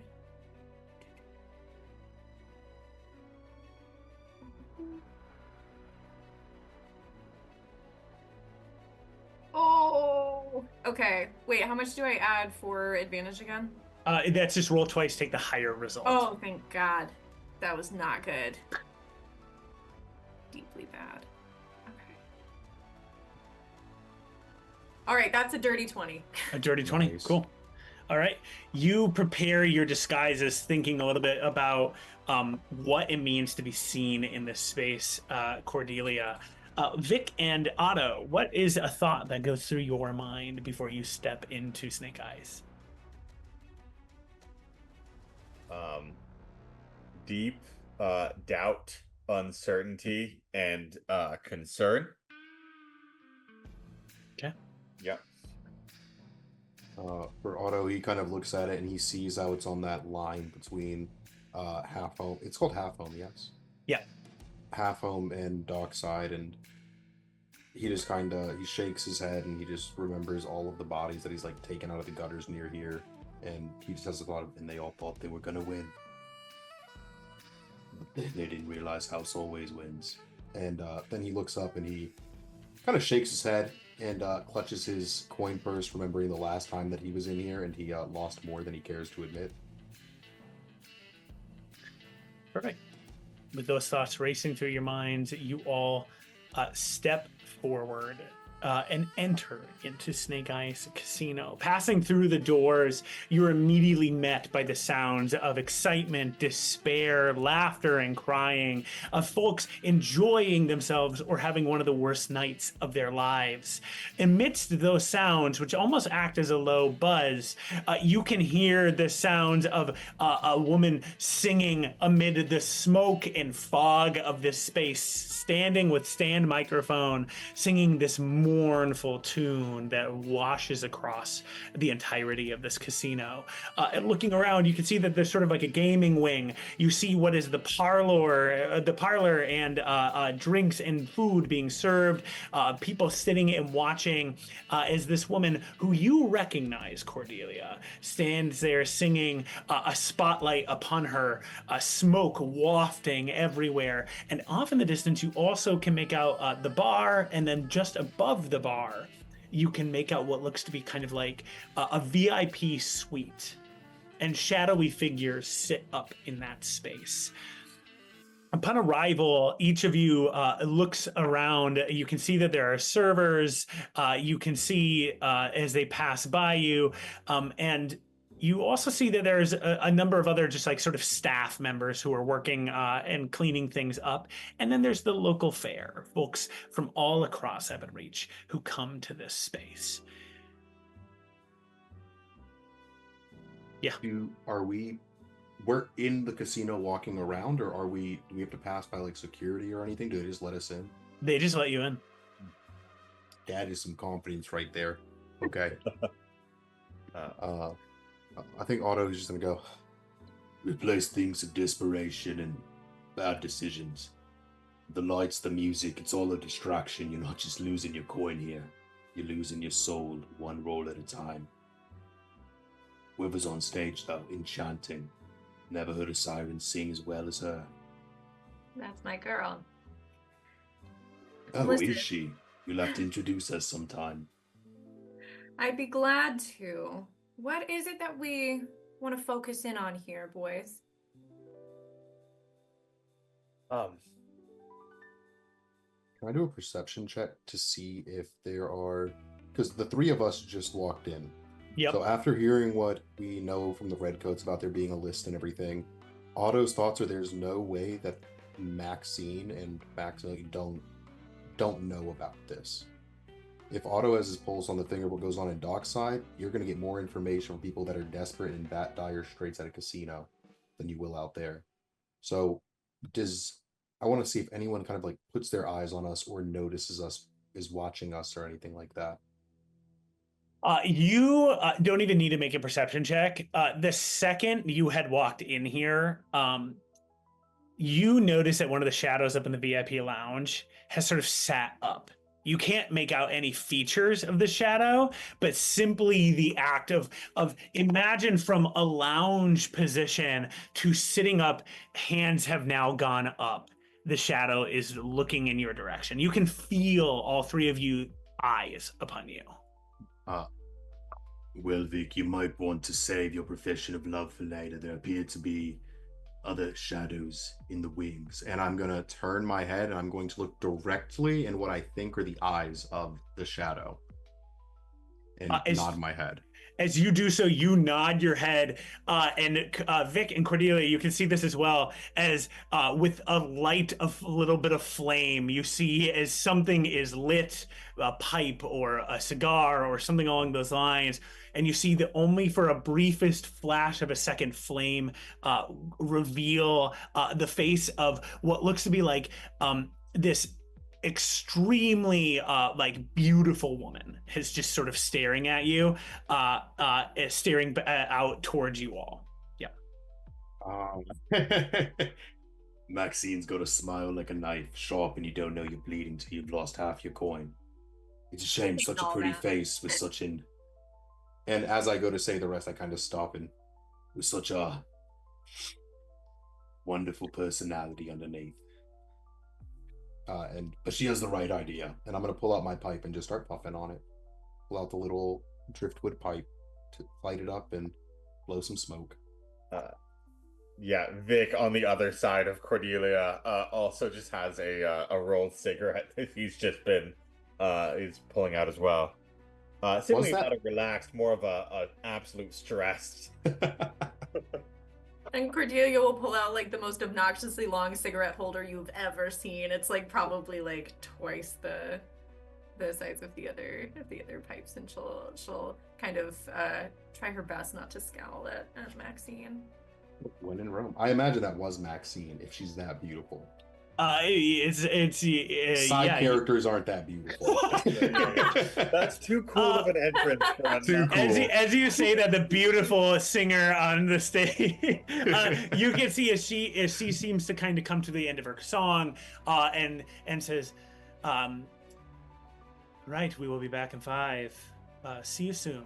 I have to go and get a libation," and steps over towards the bar. Okay. I'm gonna say, all right, fellas, I'm gonna go make a song request. Be right back. And I will give them a nod and head over to Gertie at the bar. Do you know what a libation is? I imagine that she's going to join for one. Is that something we can't do? I genuinely don't know what a libation is. It's a drink. Oh, it's just a drink. Cool. It's just a drink. Yep. I love the idea that Otto's just like, what do we do? Yeah, no, that was in character with Otto. In Dockside. That's no one's. Well, no, he's not. He never went. He didn't really graduate from school. He's not the most educated. Like I was in character for the libation. Yeah, I don't really know what a libation is. Vic and Otto. Hearing that is like, sounds dirty to me. A libation sounds. I hear there's some nasty things happening with a libation. Well, aren't they some lucky gals? Anywho, what are we going to do? Are we going to pay Maxine a visit, or are you going to finally declare your love? I think it's best that I pay Maxine a visit. I might just get a quick drink just to work up the nerves before making my way up there, though. All right. I'm going to use I don't know what the time is on this, but I would like to use the Psychic Whisper class feature to connect to Cordelia and Vic. Yeah. They are not going to know that I have, but I am aware. I'm not going to say anything yet. But I want it in place, and I'm going to say, well, I'm off to go make it big. The house is going to lose this one, because Darkside always wins. And I'm going to go to wherever they cash in for chips and stuff. I'm going to put Vic's valuables up there, and I'm going to get my coin in chips. Perfect. You get 3 coins. It's like you set up Vic's valuables. They immediately go like, very good, excellent. We can exchange these. It disappears behind the counter, never to be seen again. And you see his 4 coins are actually given to you in this moment in time. You see his 3 get laid out, and the 4th is on the house. And you're given a 4th coin. You can, if you would like, you can decide. You can either go play. They have 2 primary games here. You can play 21, aka blackjack, or you can do spinning fate, which is roulette. Your choice. I'm going to do blackjack. Actually, Okay. I'll do blackjack. Cool. We're gonna come back to you as you start to play this. You see as you sit down that the dealer in front of you just nods in your direction. You can see that a couple other people are sitting at the table. One of whom just immediately loses as you arrive, scowls and gets up, and then you see and you turn and you look and you can see that the other woman there, she is sitting there, long cigarette holder in mouth. Turns, looking at you sort of very slowly. You here to play? I'm here to win.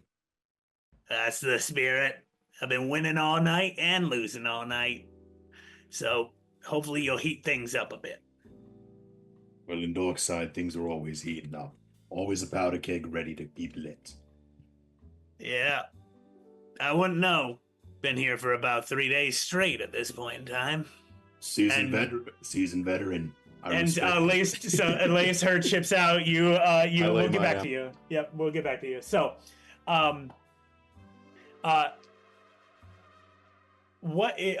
Cordelia, as you start to make your way over to the bar, you can see as the singer has stepped up and is now just drinking away here. Vic, you make your way on over. You can see the singer who you recognize as Gertie, one of your friends back in Dockside. She is sitting there. You can see that she is wearing just like this really nice sleek evening gown. You see that her hair has been dyed like this like very pristine, kind of like very purple tipped hair, but then like this ebony black beyond it. As she's sort of just looking at you, you see that she's sort of just eyeballing you, wondering who you are for the most part as you're stepping up to her. Vic, you'll get to the bar here in a second, and as you get up to her, Cordelia, she's like, "What do you want?" I will flash Cora's yellow eyes at her and say, "I noticed it when you were on stage, doll. You got a little powder on your cheek." And I'll take my thumb and just kind of dab at her cheek in a, just like a it's me kind of way. Well, Cora Clearwater, or should I say Cordelia? Rather you didn't say either, Gertie, while we're here, if that's all right. Very good, fine. All right. Good to see you again. It's good to see you. You look beautiful. Well, thank you. I can do the best that I can here. Mm-hmm. And your voice, it's only... I've been taking lessons. I've been really working it. But more importantly, she snaps her fingers and immediately you see as a drink is slid over to you, Cordelia. Why is my dearest friend in the whole world here? I wish I could say it was just to see you, Gertie. It's been too long. But I'm in a bit of trouble, I think. You don't say for once in your life. You are in trouble. No, just the once. Yeah. I know you're in the middle of your performance, and I wouldn't want to take you away from everyone listening. Would it be possible for us to talk somewhere a little bit quieter later? I do really think I'm in a bind. So are some friends of mine, and I was wondering if you might know some things. Oh, I can talk to you anytime you want. They'll wait for me. As they should, Gertie. All right. If we were to talk here, how obvious is it for like? You think that you've got a little bit of cover. You're Okay. protected here. Yeah. Okay. I am going to. Yeah. Okay. I'll lean in closer, a little bit closer, just to be a little bit more discreet, and I'll say, Gertie, did you see the paper this morning? I did see the paper. I thought of you immediately. Yeah. Listen, I didn't know the guy who died over at Beatty's, but I think I'm wrapped up into something a little bit bigger than I thought. You wrapped up in something bigger than you thought. Is that not the first time I've heard that? The fact that you are now out in the pictures and no longer at the powder keg says something about you being wrapped up in larger things. It comes with the territory. Yes, but some people may or may not have tried to kill me by association this morning. Gertie, the man who died was here before he died. He was a professor. His name was Lucas Seeley. Did you see him around? Oh, yeah. Yeah, I know him. Yeah, he's been in here a number of times. Came in here last night. How did he seem? Sorry, he didn't come in here last night. He came in here 2 nights ago. Yeah, 2 nights ago. Yep. How did he seem? He seemed, you know what they all look like, right? We walk in here, stars in our eyes, hoping to get something out of it. Mm-hmm. He was pretty excited until his meeting. After that, he seemed pretty stressed. Who did he meet with? You notice as she turns and looks And Vic, we're gonna cut to you as you see Cordelia. Gertie's eyes turn and look up, and the shadow of the person sitting up in the VIP lounge. Cordelia, you are not a stranger to having people kind of just look. You can see as the shadow is definitely looking down at the bar, and Gertie sort of goes, "I don't want to say." But her eyes linger for a while up there. Cordelia, we're going to come back to you in just a second. Vic. Yeah, so Vic walks up to the bar and just orders like a shot of whiskey. Just whatever you got as well. Turns a coin over, takes a drink, looks at the what does the bartender look like? The bartender, you can see, is this really dapper looking elf with like slick bow tie, long pulled back hair into a ponytail, as he pours you a drink and goes, well, Vic Denore, nice to see you again. Hey Johnny, good to see you again too. Yeah. Are you here business or pleasure? Oh, it's definitely not pleasure tonight. Interesting. Listen, Johnny, you know me a little bit. And he's gonna, Vic is gonna kind of go up and kind of brush behind his ear, and he's gonna pull out a little, like glowing strand. There's this little like strand of light. Listen, you see the big guy playing 21 behind me? Oh, I've seen him. Yeah. If I don't talk to you again in like half an hour, would you mind dropping this off for him? Sure. He slides a glass over for you to put the thing into.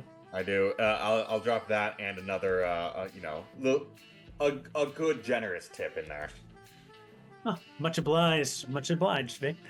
Okay. I'll signal that you're ready for your meeting. You see as Johnny reaches down, flips a switch, and an arcane light appears. A second later, two towering figures, Goliaths, are standing beside you. You recognize these as Max and Maxine's. They're two bodyguards, and that you see as they step up beside you and go, right, come with us. Sure. Yeah, let's make it up there. Bert, Ernie, I forgot what your real names are, but No, you got a memory of as sharp as a tack there, Vic. I've been accused of worse. All right, let's go. You follow Bert and Ernie as you step up towards the VIP lounge. Cordelia, you see as Vic has gone up there at this point in time. We are going to play our first round of blackjack. How this is going to work is I need you to roll 2d10. I got you. We are playing 21, so we're going to roll 2d10. Ones count as either 11s or 1s, and I'm going to only tell you one of my numbers as we play here. Okay.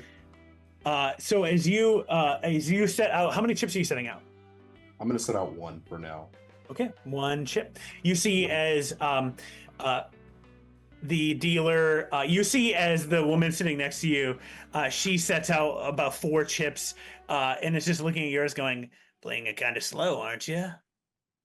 I'd like to think that every coin's a story, and I've got one more to tell, so let's see if the table's listening. Cards don't care who we are, but maybe tonight they'll show this old dog some kindness.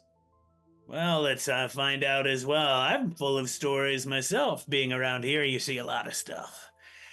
She sets out her 4 coins. I have a 6 is one of my 2 dice showing.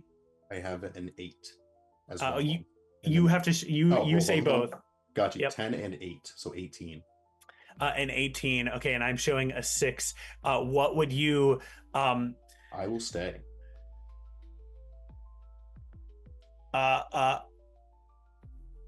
Seeing the cards on the table, Otto, he kind of wraps both of his fingers on.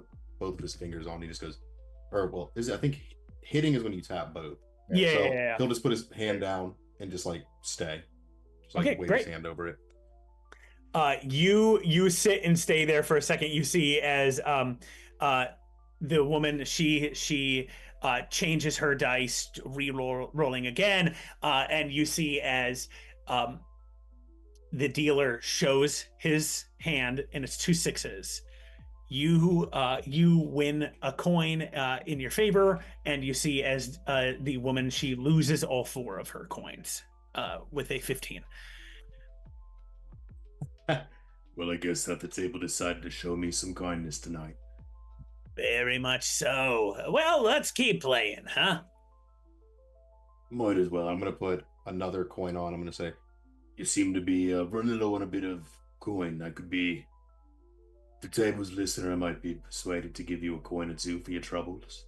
Surely you can share a story or 2 about what you've seen since you've been around here. I'll take a free $1. Come on, pass the coin over. I'll tell you whatever you want to hear. This one's on the house. and I hand her the coin that was given to me that they said this is on the house. Perfect. All right, what do you want to know? What story? Did you hear about Luca Seeley, the dead man in front of the... It was where were we at? The not the powder keg, the Casino? the diner. Beatty's Diner? Yeah, Beatty's yeah. Diner. Right outside of Beatty's. Do I know him? Oh, yeah. He was a squirrely looking guy. He had this really nice diamond earring. Something you don't forget. Do I recall if he had a diamond earring on? He had a earring that seemed to have been ripped up or broken on his right ear. Okay. Yeah, well, he appears to have met it, but he appears to have met his rather unfortunate end, and that diamond's in the possession of someone else, or rather, seen Oh. better days. Well, what can I tell you? He seemed like he was ready for things to end. He was just he sat here, gambled for a while, didn't care if he won, cared a little bit if he lost. So, hopefully somebody's got that diamond. Hopefully they show up here. Be good to Maybe. play it off of him. He said that when he was here, he wasn't happy when he won, wasn't sad. Can I roll a d20 just to see if I win or lose, so I can decide if I'm betting more money while we're doing this? Yeah, go for it. I got you. Yeah, no, that is a natural 1. Oh, in your next hand, you lose your coin. You see as she wins your on the house, and then she just double downs, keeps going. Guess the cards weren't feeling very sentimental tonight, but I can't No. say I blame them given what happened. Oh, poor Luca, he didn't stand a chance caught in this game. And that actress, she's got no idea what she stumbled into, does she? Oh, I don't know. Yeah, I mean, I guess she would have stumbled into a lot of different things. Do I notice the quirk of the eyebrow and like the? when she's I talking? think Or she. is that It's just a nothing. thing? It's just like her kind of being interested. I don't think it's like you're getting a sense that she doesn't. She just has opinions. It's not that she's like hiding anything from I gotcha. this situation. Yeah, the actress. She's probably gonna meet some odd ends coming up here. Just the other night. No, sorry, early this morning. I saw Chief Inspector Solara in here. Chief Inspector Solara. As she says that, I'm gonna communicate with Vic. I'm gonna go boo in Oh. his mind. I'm like between 2 giant guards, like As you do this, you can hear her finishing her thought here for a second. She goes, "Yeah, Solara was having a meeting with the twins, as far as I understand. Bunch of constables came in here. And Vic, we are gonna come to you, and then we're gonna come back to Cordelia. Vic, you step up the stairs to the VIP lounge. The second you walk past the final stair, the shadows that you had been seeing of these individuals suddenly seem to fade. Lights that were hidden through arcane spells are now being revealed as you step in, and you see a Maxine Firelight leaning forward, smiling at you, a large cigar in her mouth. You can see that her ebony skin seems just like pristine and very well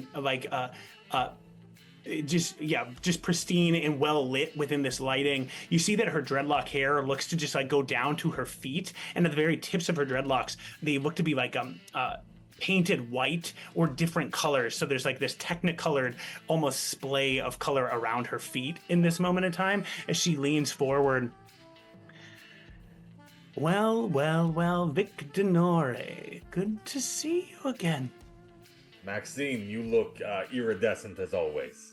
And you look like you've seen the wrong end of a fight. What, you've been hit by a cab or something, Vic? You could say that. It was,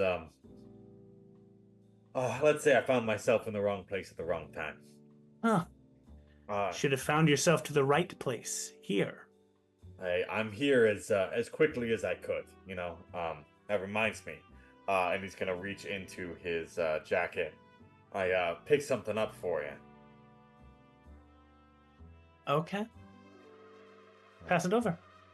He is gonna walk over and hand it directly to her. Sorry for the delay on that. I got a bit held up. Very good. Thank you. Okay. Is that all? Is that business over? I think so. I think I think our dealing is settled a little bit. Good. By the way, the incident here with all of this seems like there's some punk kid in Dockside. He's trying to make waves. Could be a problem for you. Who are you talking about, Pike? Yeah, Pike. That's the name. Oh. Yeah. Odd fellow. Not a problem for us, though. We don't deal with him. Good. But, yeah, seems like he's got some, he's got a hit out on me and some others. So if you want to continue this kind of business relationship, might want to make it clear that, people who help out the Maxes should be kind of off limits. Yeah. I don't want to tell you how to do your business, though. That's, I appreciate you offering that up a little bit. I think our business is done. I think you're done in this moment, but I'll take into consideration what you've said. Good. Yeah, just take that into consideration. Tuck that away. I'm gonna, go down and enjoy the wonderful casino. Hey, you didn't open the bag, did you? No, I would never. I transported a lot of bags for you, one place to another. I ain't opened one yet. Okay. You are always trustworthy, Vic. You always were. That's me. That's Vic Trustworthy Dianore. That's basically my middle name. It's a mouthful, so I go by Vic.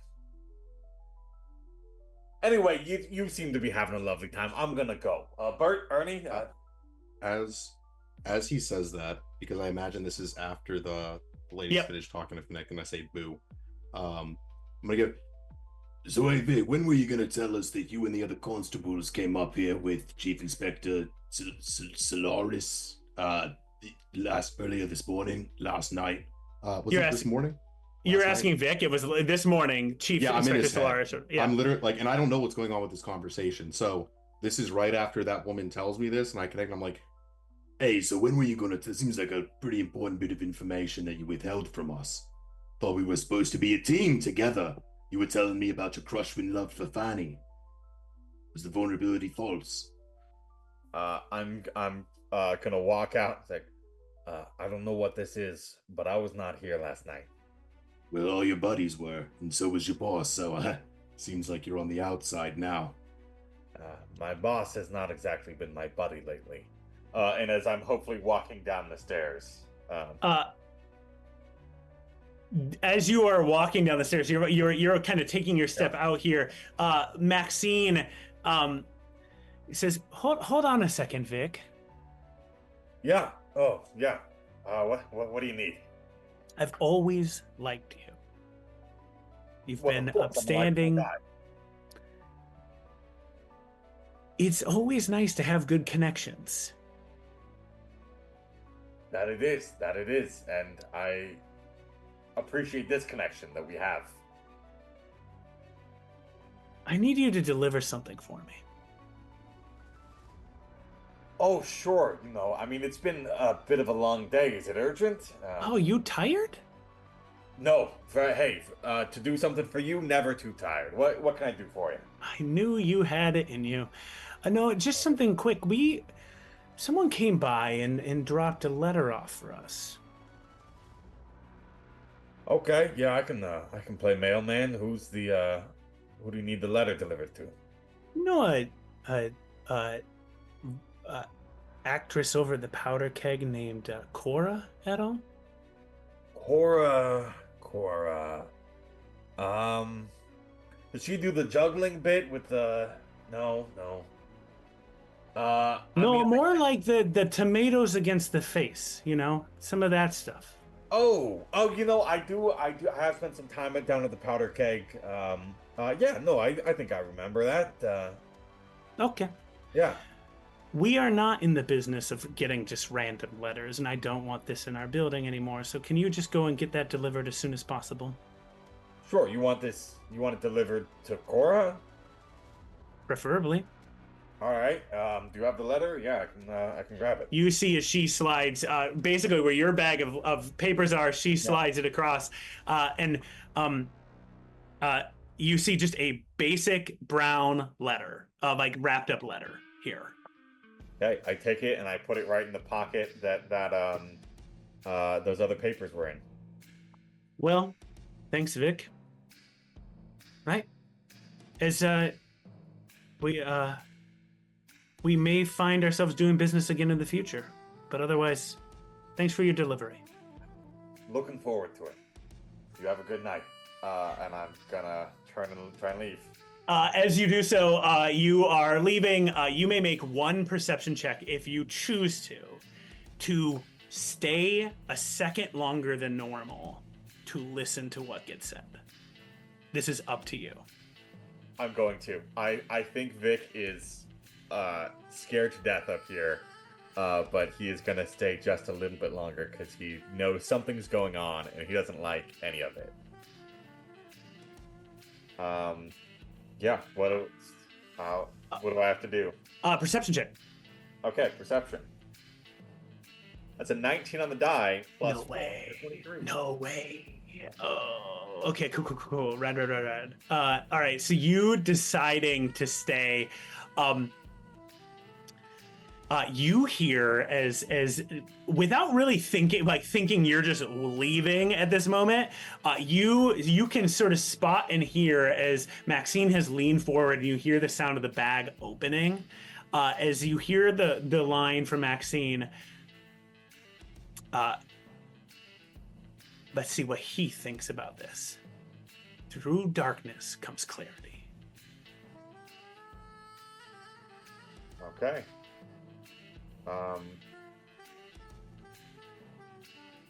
That's a thing. I know what those pages are for sure now. And I'm gonna head down towards the casino and start rolling some dice. Awesome, cool. You get yourself down there. We're gonna jump to Cordelia. Cordelia, you're sitting there. You see as Gertie sort of looks up at the twin, at Maxine and at the VIP lounge. He came in and had a meeting. She nods her head up towards the shadows. Left looking pretty stressed out, I'd say. I got your drift, doll. Okay. Have you seen or heard of somebody by the name of Carvis Pike around lately? Oh, that man? Yeah, he and his enforcers, they just travel around in Dockside all the time. Wealthy benefactors backing them is what I heard. But not... And I'll also cast my glance to the VIP section. Not welcome here. Okay.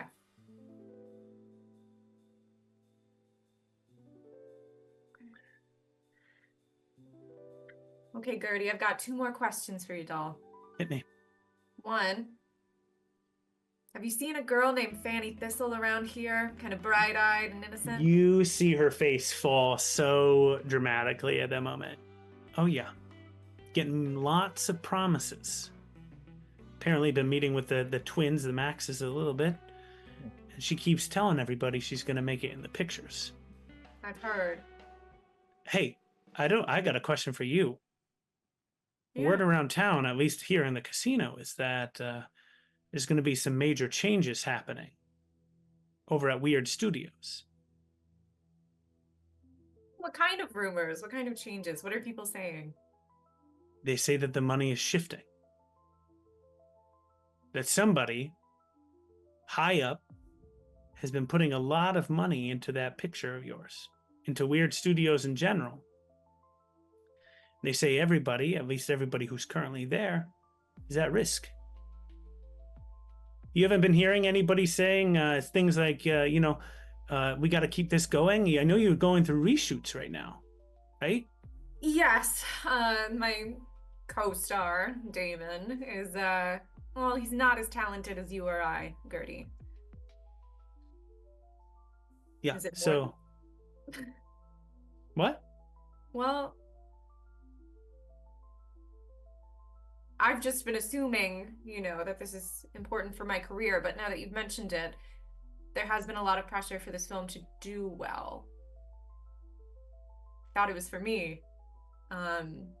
That's interesting, Gert. I'll let you know if I hear anything about that. You know how it goes. Any sense of safety and security can be taken away by those who promise you something. I So, know. be careful Yeah. and get ahead of it. Do you have any idea what the Maxes want with that Fanny Thistle? I think they're just trying to muscle into the business. Okay. They tell me the same promises. I don't believe them. That was my last question for you, Gert. How are you doing? Not good. But surviving. Okay. And you know what? Nobody tried to kill me like they tried to kill you. Well, you know what, Gertie? That's absolutely true. I don't say, I'm sometimes jealous of what you have, but sometimes I'm not jealous at all. At least I got a good gig here. And, warm bed, That's fair, Gertie. That's fair. You I'll, are lucky, though. Whatever that Mickey guy did for you never worked for the rest of us. Got an angel or somebody looking out after you. That's one way of saying it, Gert. All right, well, I'll genuinely try to be in touch more. I know it's been really crazy lately. It's been a while since I've been around town, but I'll check back in. Keep your chin up, okay? Yeah, you too. And, see you at the pictures. Yeah. Would you do me one more favor, Gertie? Yeah. Please sing my favorite song next. She immediately downs the rest of her drink, steps up onto stage, and goes, "All right, all you. Close your eyes, enjoy yourselves. This is going to be a good one." She just rocks into your favorite song. And you turn and you see Vic making his way to the tables. You can make your way over there if you'd like as well. Actually, I think I would swing by the bar first, say hi to Johnny, and that thing I asked you to do. Could I have that back real quick? He pulls up the glass, gives it back to you. Yep. I kind of pluck it out and kind of squash it in my hand. Hi, thanks. You're a gem. And then I'm gonna walk over towards the tables. As you all are making your way over there, you roll a d20 one more time, Otto, to determine how the remainder of your luck goes. Okay, not on that one. Let's see. Okay, that is a 14. A 14. You, rolling your luck, you successfully, you see as the dealer busts, you make another. How many coins did you bet? I'm going to have bet 2. Okay. Well, I think it's 2 to break even. Yep. So yeah, I'm just trying to break even. Perfect. You're gonna successfully break even as you see the woman. She's sitting next to you. Is at this point in time, you are talking to Gertrude, and Gertrude, who's just introduced herself as you're chatting, says, "You know what's funny is that that wiry guy, the professor guy, he was talking all about his office when he left." What did you get new drapes or something? Talking about all the posters that he got of Cordelia Claremont on his walls and how she sweat on a handkerchief one time that he kept. You know, he did mention some things like that, but more importantly, he was talking about he had a ton of stuff he had to go get there. He didn't have much time to go collect it. And he wouldn't have happened to his office, not his home, correct? Yeah, his office. Kind of odd. Comes in here all night, gambling away. Doesn't care if he wins or loses, and just talks about his home. Maybe he was feeling like a little homesick. Maybe he needed more coin. More like he was started talking about it after he got really nervous and stuff. Seemed like he wanted to get out of here. Do you think? Did you happen to catch what might have made him panic? Oh, sure. Had a meeting with the twins, didn't he? At least that's what we think. Ain't that right? And you see the dealer go, "I don't know who you are. You are here all of the time." Yeah, that's right. We all think it here. Yeah, it was a big scene. He left up in the lounge, and the last thing everyone heard it, right? And the dealer goes, "I have no comment whatsoever." Everyone heard it. Twins shouted, "Tick tock, Professor, tick tock." Red and roulette doing what they do best. Breaking good men and taking them for everything they're worth. But me, I'm gonna break even. Feels like a draw with the devil, but I'll take it and walk away clean. And for you, just such unkindness from yourself. And I'm gonna slide her the rest of what I came in, like my winnings plus what I got for Vic's valuables, and I'm gonna give it to Gertrude. Make sure that you win something big. And then stop by the powder keg and buy me a drink sometime. Very good. You know what? I'll bet it on you here and now. We'll see how well you do. She puts all of your chips and a chunk of hers forward. I need one of you to roll a d20. Am I able to cheat with my blind sight to let her know to hit or not? You may if you want. I would love to. I'm gonna. It's more. Do I need to roll for that? Because it's more gonna be like a. Well, I'll just wait until you finish. You have to make a deception check.